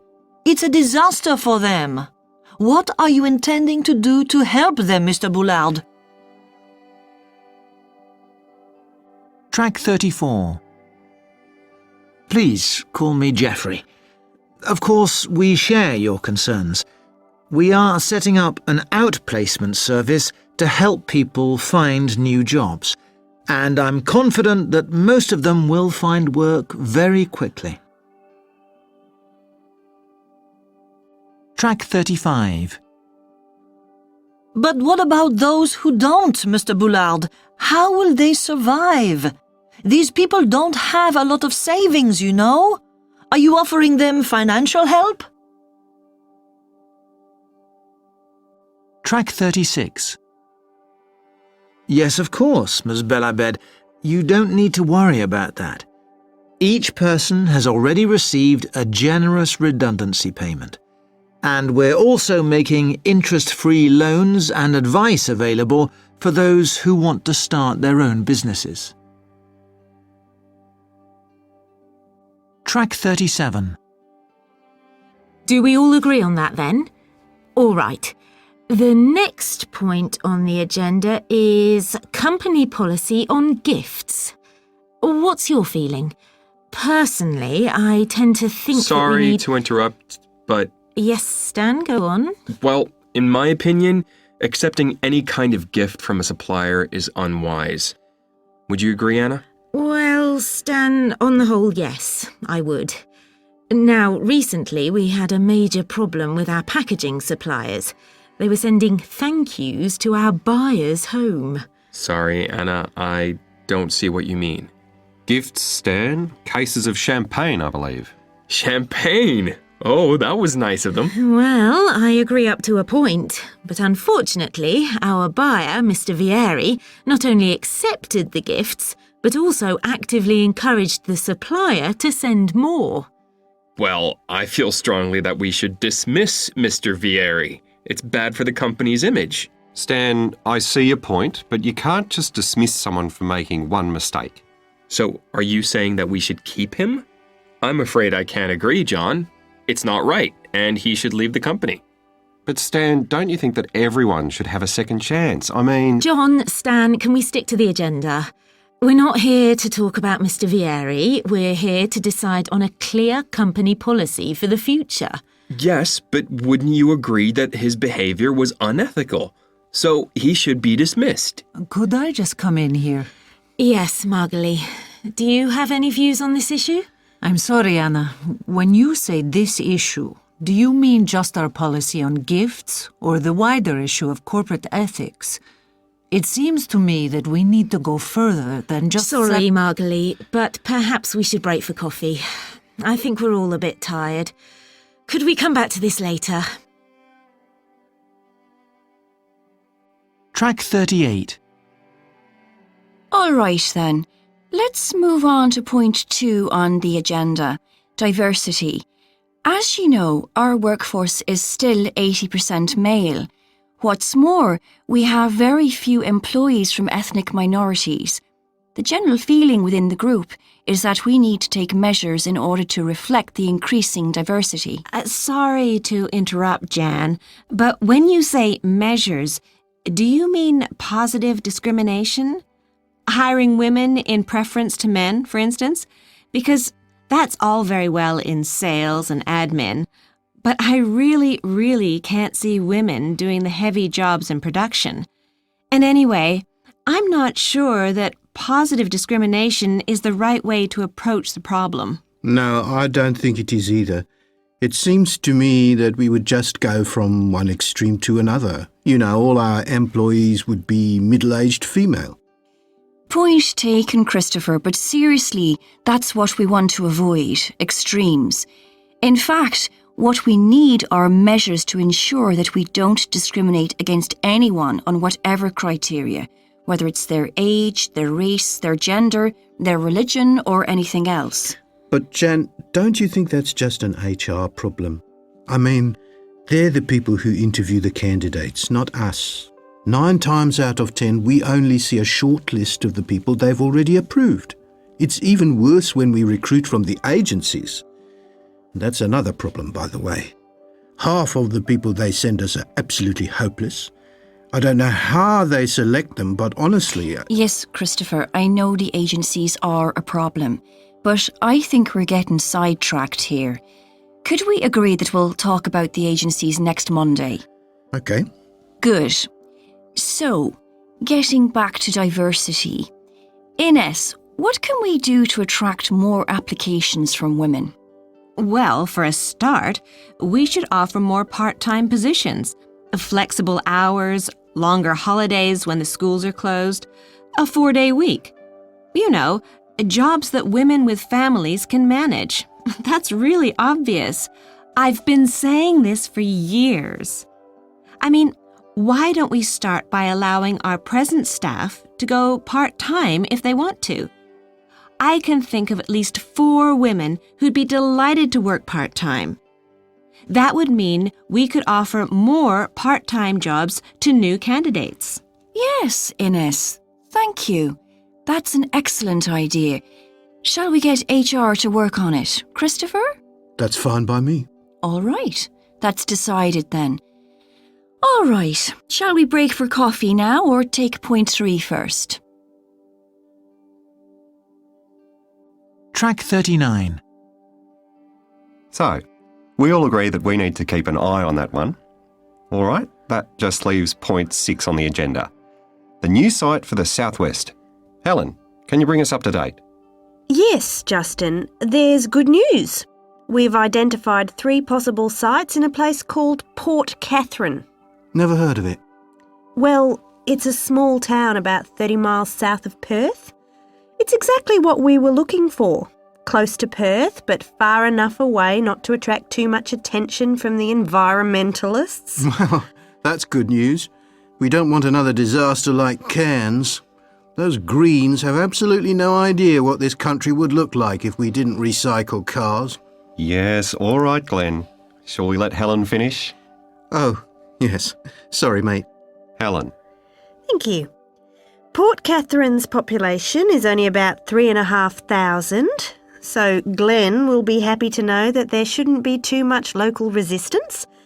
And the local authorities are desperate to attract new business and jobs to the area.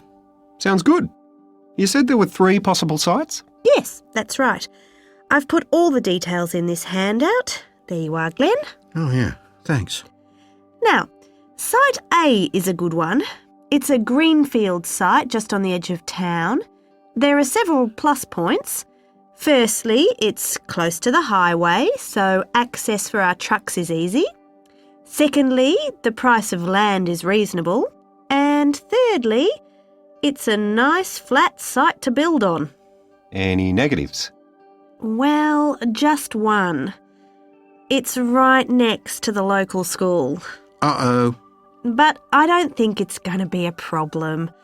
I spoke to someone at the planning department and they were very enthusiastic. Sites B and C are also possible, but they have other problems. Site B is on a business park, so no problems with residents, but it's a bit expensive and taxes will be higher. And Site C is actually in the town centre. Oh, yeah. Perfect. 20-ton trucks in the high street. Actually, Glenn, it's not that bad. It's on a big old factory site near the harbour. We'd have to demolish the old building and access would be a bit of a problem, but they could build a new road. It's possible. Okay, thanks, Helen. Excellent work. I'll send somebody out there to start talking to the locals. Operation Charm and Diplomacy, eh? Yes. Better not send Glenn then. Track 40. If mergers are so difficult to do well, why bother with external growth at all? Why not just grow internally? Well, the most common reason, and probably the best reason for a merger, is that your customers are asking you for something you can't deliver. Let's say you sell champagne. If people are satisfied with your champagne, they're going to start asking you for whiskey, simply because everybody would like to be able to get the solution to all of life's problems from the same place. Now, if you can't give your customers the whiskey they're asking for, you have a problem. Because however satisfied they are with your champagne, they're going to go somewhere else for whiskey. And that's when you risk losing those customers. What advice would you give on finding the right company to acquire? Personally, I have 5 points that I want to examine when looking at a possible acquisition. The 5 Gs. If I don't get good answers to at least 4 of them, I don't do the deal. The first of the 5 Gs is goals. Are our goals compatible? Are both companies trying to achieve something similar? If not, keep looking. Secondly, gains. I want to know if there will be real gains in terms of economies of scale. And will these gains compensate for perhaps not being able to react as quickly to new trends in the market because of the size of the organization? Being bigger is not always better.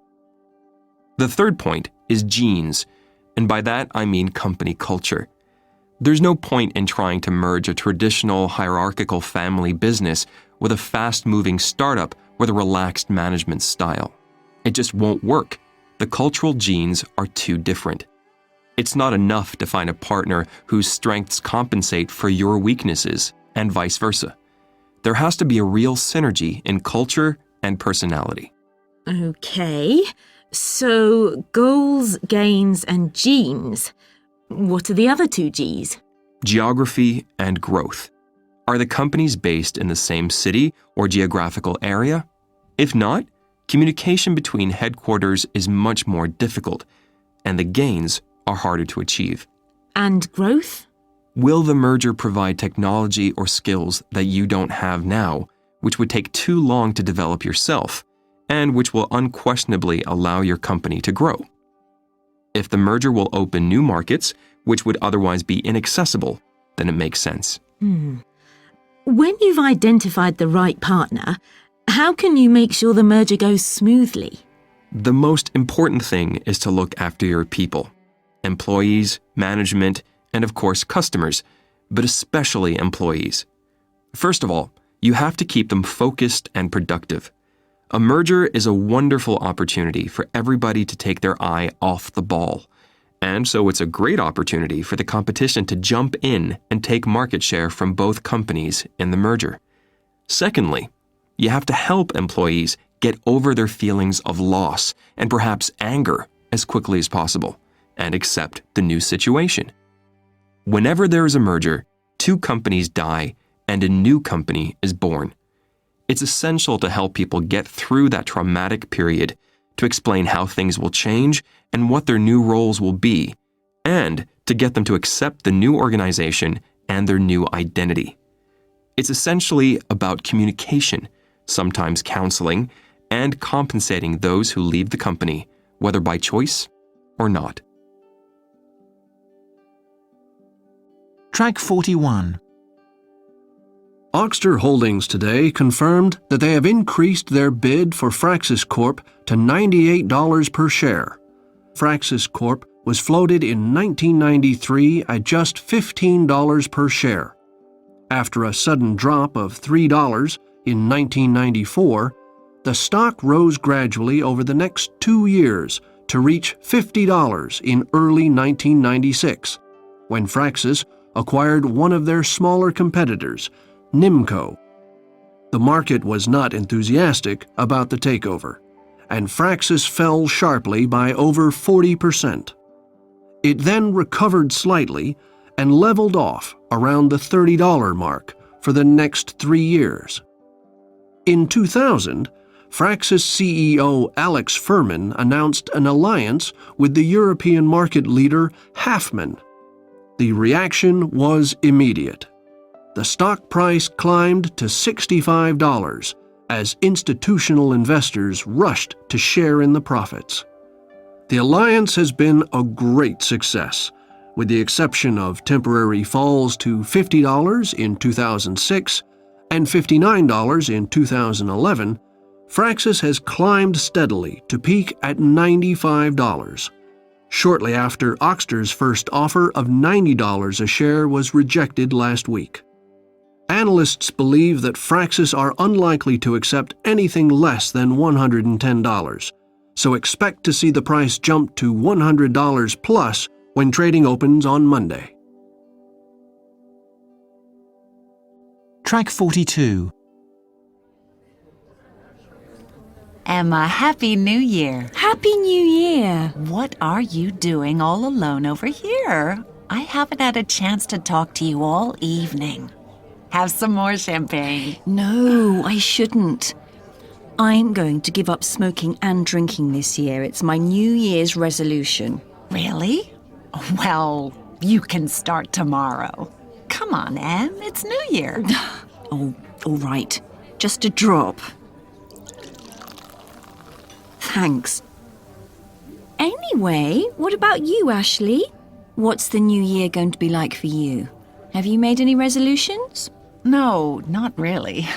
But I'm definitely going to find a new job. There's no way I'm staying at that company for another year. Right. Have you got anything in mind? No, but I'm going to read the job ads until I find something good. I'm bound to find something better than what I do now. Oh, I'm sure you'll find something easily. Or you could go freelance with the talent you've got. Freelance? Well, I suppose I could, but I think it's unlikely. It's far too complicated.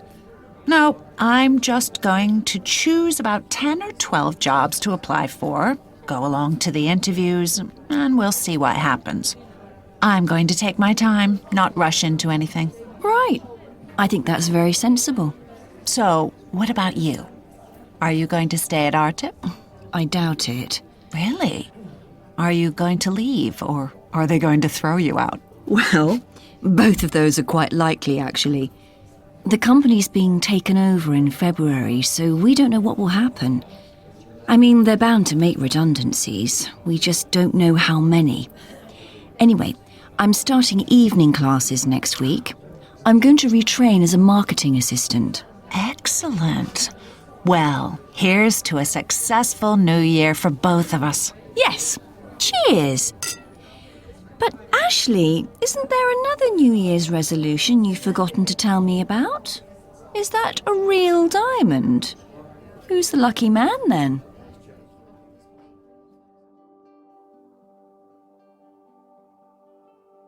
Track 43.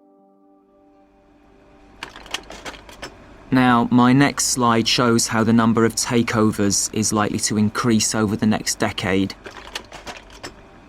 This one gives a breakdown by sector. This next slide highlights the probable effect on company performance. And this one, and now this third slide show how share prices will fall.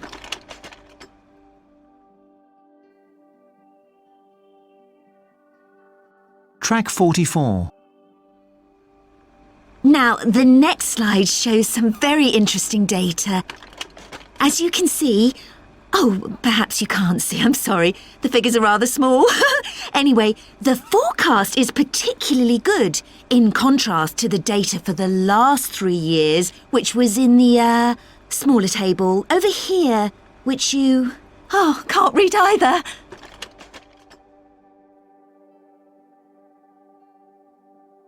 Track 45.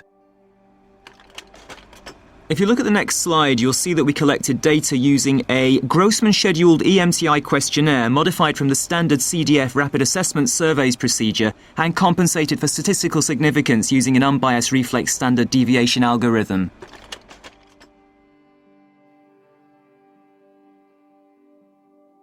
Track 46. OK, customer reactions to price and service levels after mergers. 30% of customers noticed an improvement. 49% said things had got worse. Customer satisfaction by sector. Almost 9% down in retail, stable in the service and financial sector, and 5% up for manufacturing companies.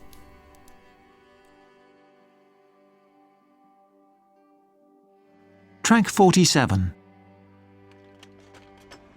How will our customers react to a merger? My next slide shows 2 charts which illustrate the problem. Recently, customers of large Spanish companies were asked if they felt that prices and service had improved, remained the same, or deteriorated as a result of a merger.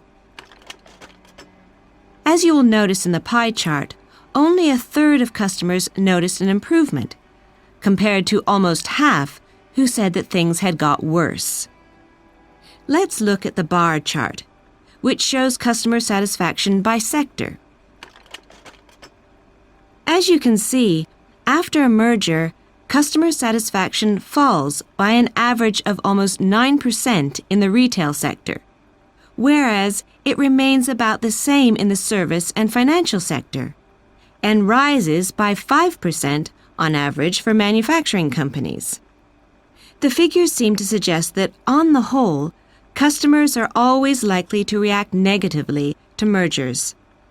This is due to a perceived drop in levels of service after a merger. The results indicate that retailers, where service is crucial to customer satisfaction, are particularly affected, as opposed to manufacturers who benefit from mergers. Of course, this is the result of improved product quality and design, which are the most important factors for their customers.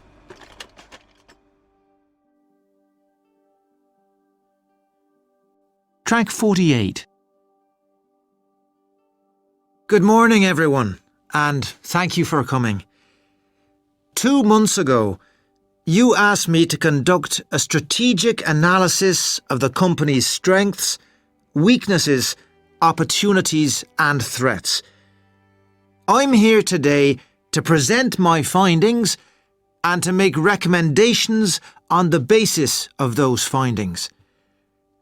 I intend first to give a short summary of the company's position and then to invite you to ask questions and give your reactions to my proposals.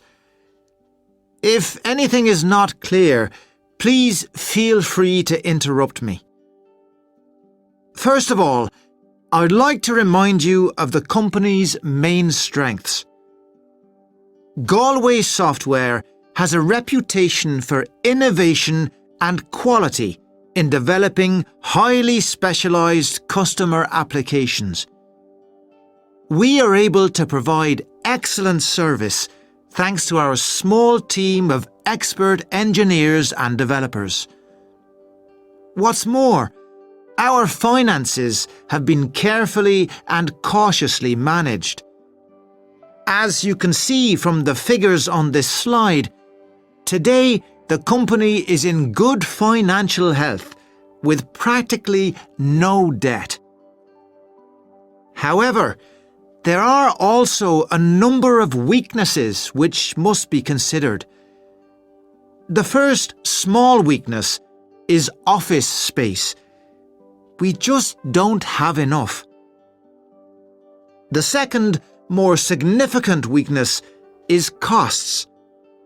As this graph shows, our development costs have risen steadily, whereas market prices are falling. It is becoming increasingly difficult to maintain our profit margins. The principal explanation for these high costs is the high salaries we have to pay to attract experienced developers. A third associated problem is recruitment. In spite of high salaries, we are finding it increasingly difficult to attract young engineers who prefer to join large international companies. This brings me to perhaps the most significant weakness, and a problem which I want to come back to in a few moments when I talk about threats, and that is our size. As a small company in a very specific niche market, we are vulnerable. If things went wrong with just a few of our big customers, we could have serious difficulties. But before looking at the threats, let's move on to opportunities. In particular, new technologies and a changing world economy are opening up exciting ways of rethinking our business activities. For example, the new member states of the European Union in Eastern Europe have excellent schools and universities. Their young engineers are talented, well-trained, and keen to acquire experience in companies like ours. Another possibility is to do part of our development work offshore in countries like India, where labour costs are significantly lower than in Europe. Last, but certainly not least, we must look at opportunities in our own industry. Competition is fierce, and a process of consolidation is underway. Many firms are forming alliances or launching takeover bids in order to exploit synergies, to make economies of scale, and to diversify into new market segments. I believe these are opportunities we should not ignore, and I will be making a specific recommendation in the last part of my presentation. So, I've talked about our strengths, our weaknesses, and our opportunities. I want now to explain why one of the opportunities I have just described is also a serious threat. And finally, to look at threats. In the context of the consolidation I referred to earlier, Galway Software, as a small, successful, well-managed company with no debt, is a perfect target for a takeover. It is only a matter of time before a big international firm comes knocking at the door with its checkbook open. Unless we move first. In the last part of this presentation, I am going to recommend that Galway Software should itself launch a takeover bid. There are many good reasons for this. Firstly, external growth with a reasonable amount of debt will make us less vulnerable. Secondly, a takeover will allow us to diversify into new markets, to expand our customer base and spread our risks, and to make economies of scale. And thirdly, the ideal candidate, Oran Moore Video Games, which is based just 20 miles away, currently has more developers than it needs and has a lot of unused office space. I'm going to give you a handout which gives more details of why I believe we should acquire Oran Moore Video Games. Track 49. As you know, this year Callisto has lost $1.5 million. Obviously, this situation cannot continue. Unless we take action now, we will go out of business next year. We have several options to consider. Our first option is to adopt the same strategy as IMM. IMM have reduced their operating expenses by 20% over the last 2 years. However, they have achieved this by ruthlessly cutting jobs. 1/5 of IMM's staff have been made redundant. Here at Callisto we have a long tradition of looking after our staff, and I do not wish to choose this option unless there is no other alternative. Our second option is to follow the example of our friends at Resonido and buy European technology which would reduce our cost of sales by 10 to 15%. However, we estimate that this investment would increase our operating expenses by $500,000 a year. A third option is to cut our prices in order to increase sales.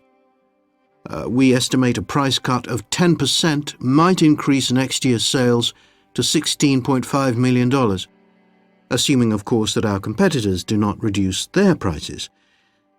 However, our cost of sales would increase to just under $9 million. My friends, there are 3 more options which I have not yet discussed with you, but which I would like you to consider carefully. Option number 4 is a merger. IMM have offered us $3 million, which, in view of our desperate situation, is a very reasonable offer. If we agreed to a merger with IMM, the new company would be the new market leader and be in a far better position to compete with DINH.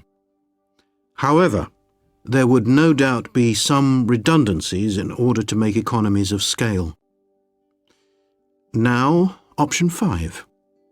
This is a high-risk strategy, but we must consider all possible solutions. In order to compete with DINH, we need to be bigger. One way to obtain that critical size is by acquisition. Our 5th option is to acquire Resonido. Resonido are likely to accept a takeover bid of around $4 million. As well as synergy and economies of scale, this acquisition would also give us another bonus, access to the technology, which means Resonido's cost of sales is 10% lower than our own. Of course, we would need to borrow the money, and the repayments would represent around $500,000 per year over 10 years. Not so unrealistic, with combined sales of 25 million, I believe. The final option is one which I sincerely hope you will not choose. That is, to close the company and sell off our assets to pay our debts. I've kept it until last in order to stress that it is a serious option. All right, I'm sure you're anxious to ask questions. After that, I would like us to consider all the options in detail. Everybody's contributions will be valuable. Thank you. Track 50. Mr. Sullivan, can you tell us first what exactly credit agencies do? Well, basically, we offer a range of services in two main areas: information and insurance. Some of our clients are interested in information to help them manage credit risk, and others come to us for insurance. But many companies, like Eisenhart Games, need both information and insurance. What sort of information can you provide? We have details of over 50 million businesses in countries all over the world. So, for example, we can help Daryl by telling him how businesses and countries in the Middle East are doing financially. We can tell him if his prospective customers pay and how quickly they pay. And, in particular, we can warn him if one of his customers gets into financial difficulty. And you give each company a rating which indicates how reliable they are. Yes, companies and also countries are given a rating. This gives us a quick guide to how safely you can do business with a particular company or in a particular country. Actually, there's much more than just the rating. Clients like Daryl receive detailed credit reports which help them decide if and how to work with different companies. I see. Now, what about credit insurance? Is that something new? Well, it's relatively new over here in the States, but not in Europe. European companies have been using it for a long time. 70% of European companies use credit insurance, whereas in the States, the figure is below 5%. Why is that? Essentially because European firms have to export, because their internal markets are too small. Until now, the majority of American firms have done most of their business in America, so they didn't need credit insurance unless the customer was very risky. Nowadays, companies like Eisenhart need to export, so they're discovering the advantages of credit insurance. For example, it means that in Saudi Arabia, Daryl can trade on open account with no need for letters of credit, which take a lot of time and are relatively expensive. I see. Talking of expense, what does credit insurance cost? Well, of course, it depends on the contract.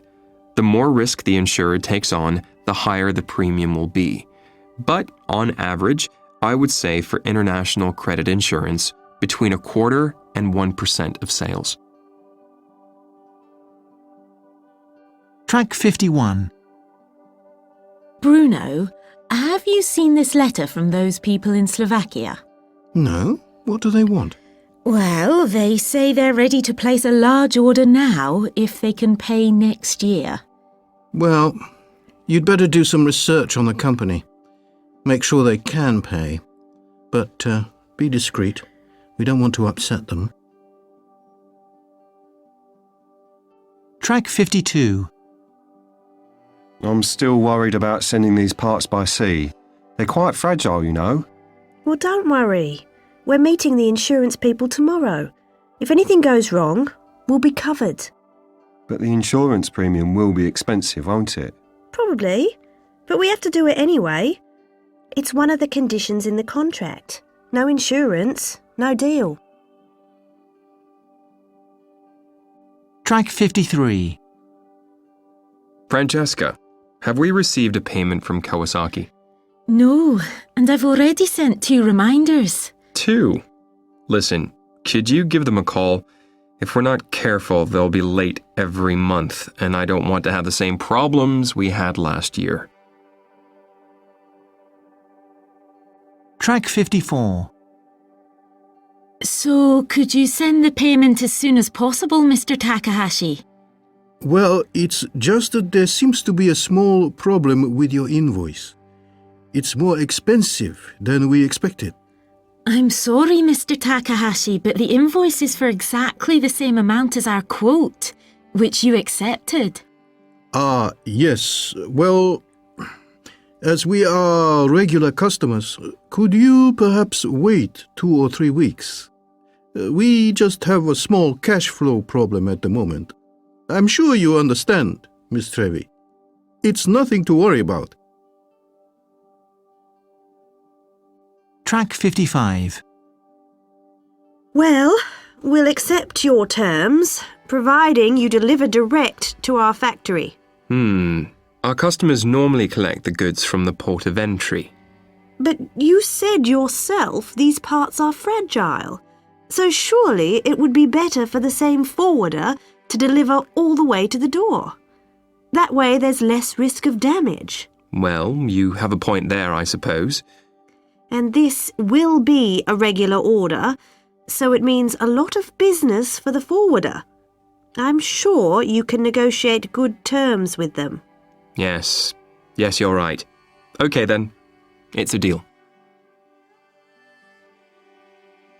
Track 56. It seems to me that with interest rates so low, property is still a better choice than the stock market. Yes, you're right. I think a small flat in the town centre should give a good return. Track 57. I think you should talk to her. She's still upset. Okay. I'll call her and tell her I'm sorry. I didn't mean what I said. Track 58. What state is it in after the accident? Well, it could have been worse. Apart from a broken windscreen and headlights, there are only a few scratches on the paintwork. I was lucky. Track 59. It's amazing. She already speaks 7 different languages, and she's picking up Chinese really fast. Yeah, some people just have a gift, I guess. Track 60. You desperately need to get some more contracts. Relying on just one big firm is so dangerous. Yes, I know. But we've always done most of our turnover with them. Track 61. The Americans are much more demanding. The Food and Drug Administration are terribly strict. But if you want to sell in the States, there's no other way. Yes, there's no choice. We'll have to adapt the product to their norms. Track 62. What if we deliver the goods, but they don't pay? Well, we have a policy which covers that risk. For a small percentage of the value of the goods, we will guarantee to pay you if the customer defaults. Track 63. Well, sales are up 300%. We've reduced costs, our stock price has almost doubled, and shareholders are delighted. Everything's worked out perfectly. Yes, it doesn't get any better than this. Track 64. Have you had any news from Taiwan? No, not a word. It's strange. Usually they're in touch at least once a week. Track 65. Hey, Terry, have you changed the passwords? I can't get into the database. No, I'm having the same problem. I've tried everything, but the system won't let me in. Track 66. Oh, Jenny, did you pick up my tickets? No, I'm picking them up this evening. I have to be there before 6, so I'll be able to drop them off here by 6:30. That's great. What time's the flight? It's at 23:10. But it's okay. Check-in doesn't open until 21:15. You've got plenty of time. I've got the finance committee tonight. That usually goes on until at least 7:30. I'll only just have time to go home and pick up my suitcase. I probably won't see the kids for a week now. They'll be in bed by 7:45. When do I get back from the States again? On Sunday morning. You've got 6 meetings between tomorrow morning and Friday. That leaves you a day to visit New York, and you fly back late on Saturday evening. Well, I don't think I'll have much time to visit New York. I've got the marathon pitch to prepare for next Monday. I'm going to be jet-lagged on Sunday, so I'll have to do it before flying back. Oh, yes, that's right. When do you expect Marathon to announce their decision? Well, they said within 3 weeks. By the way, have you got the files for the New York meetings? Yes, they're all ready. Do you want to look at them now? No, I've got another meeting. Well, you'll have to read them during the flight then. I suppose so. Okay, well, I'll get on then. Unless you've got any other questions. Yes, just one. When am I going to sleep? Track 67. I'm afraid I think we might need more time to explore all the implications and perhaps to include some of our senior management in the discussions. Look, Mr. Yamada, I've already been here a week and I have a plane to catch this evening. If you don't want to do this deal, just say so. I mean, when I get back, I have to tell my boss we have a contract or explain why I failed to get one. Track 68. We feel that there are still quite a large number of difficulties to face in this project, and these will take a very considerable amount of time and money to resolve. Okay, Amal, let's sit down and work out a schedule. I am not sure that at this stage a schedule is appropriate, in view of the considerable cultural differences between our companies. Well, we need to start work soon if we want to meet the deadlines. Frau Meyer, perhaps we should talk again in a few days, by telephone? Are you saying you're quitting the project? If you insist on putting it in those terms, then yes, I think probably that is best. Track 69. And you pay the shipping costs. No, as I told you, our prices are ex-works. You pay for shipping. So you don't want to sell us your machine tools? No, why do you say that? I never said that. Your terms with Auckland Industries last year included shipping, I believe? Yes, but that was a much larger contract. So our order is not very important for you? Track 70. I'm afraid I think we might need more time to explore all the implications and perhaps to include some of our senior management in the discussions. Yamada-san, correct me if I'm wrong, but you seem to be saying that you're not completely convinced by this deal. I'm afraid there seems to be a slight misunderstanding, Mr. Bryson. Let me put it another way. We are as enthusiastic about this deal as ever, but here in Japan, it is very important to take the time to consult everybody and to be sure there is a consensus. Yes, I understand. It's important for me to keep my board informed too. Track 71. I'm afraid we feel there are still quite a large number of difficulties to face in this project, and these will take a very considerable amount of time and money to resolve. Okay, Amal, have I got this right? You're saying that you're not sure we have the time or the money to make this project a success? That's right. Especially in view of the considerable cultural differences between our companies. So, would I be right in saying that you are considering withdrawing from the project? No, I'm sorry, Sabine, that isn't quite what I meant. What I was trying to say was we need to take our different approaches to these problems into account, but I'm sure we can find solutions. Yes, I'm sure we can. Perhaps we should talk again in a few days. By telephone? Yes, that would be fine. Track 72. And if I've understood correctly, you will pay the shipping costs. I'm sorry, perhaps I haven't made myself clear. The price we quoted was ex works, but we can quote including shipping, if you like. But didn't you say you would give us the same terms as for Auckland Industries last year? Ah, I see, yes. Well, allow me to rephrase that. What I meant was, we would be very happy to give you the same terms as Auckland if you were in a position to order the same volume. Track 73. Good evening, Rias. Oh, hello, Frederick. Everything okay? Yes, fine, thanks. I just wanted to give you these applications, if you've got a moment. Yes, of course. Have a seat. Thanks.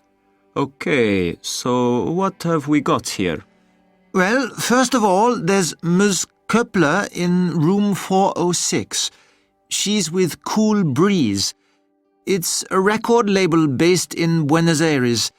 Now, I know you don't like record companies, but... Yes, Frederick, and you know very well why I don't like record companies and those vulgar rock groups they send us, always causing damage and disturbing the other guests. Argentina, you say?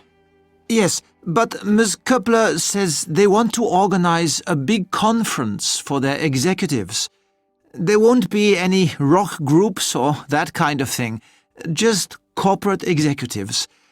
So they're applying for our credit card. Well, it's true we need to develop in the conference market. It's good business, and it often brings in more business by word of mouth. But Argentina... Okay, leave it with me and I'll look into it.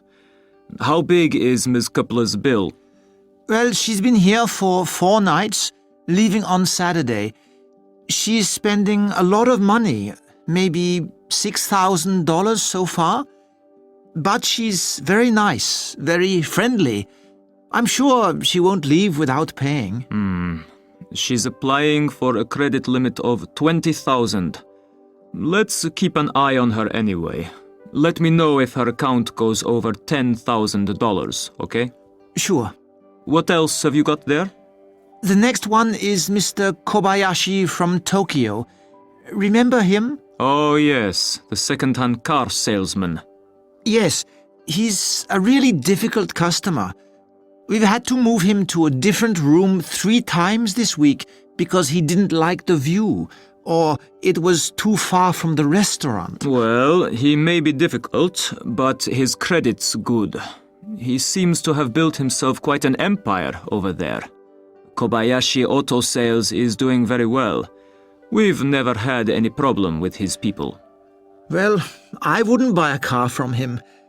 He never looks you in the eye, never smiles, never says thank you. He wants us to raise his credit limit, but I don't trust him. Let me see. From 50 up to 100,000, eh? All right, I'll think about it. Right. And this last one is our old friend Mrs. Saman and her team from Egypt. Oh no, are they still coming here? I thought we stopped their credit last year. No, the company paid up in the end, remember? Ah, yes, I do now. Charming lady, of course, but that company, what's it called? Black Nile, that's it. They invented the concept of the slow payer. I think it took 18 months to get them to pay their last invoice. What does she want now? Well, she wants us to raise their credit limit to 100,000 too. Oh, no way.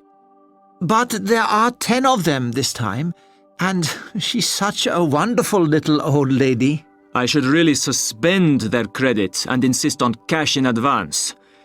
They're on, let's see, $30,000. It's just too big a risk. Have you seen the latest cash flow figures? Our customers are taking longer and longer to pay, and uncollectibles have gone over 3%. I'm getting a lot of pressure from management to take firm action.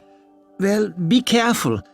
Mrs. Saman told me yesterday that her brother is a very senior government official. And remember, we have a lot of guests from Egypt now. We don't want to upset them. Yes, that's true. You never know who Mrs. Saman might talk to. She's a very influential old lady. All right, leave it with me, Frederick. I'll let you know what I decide tomorrow.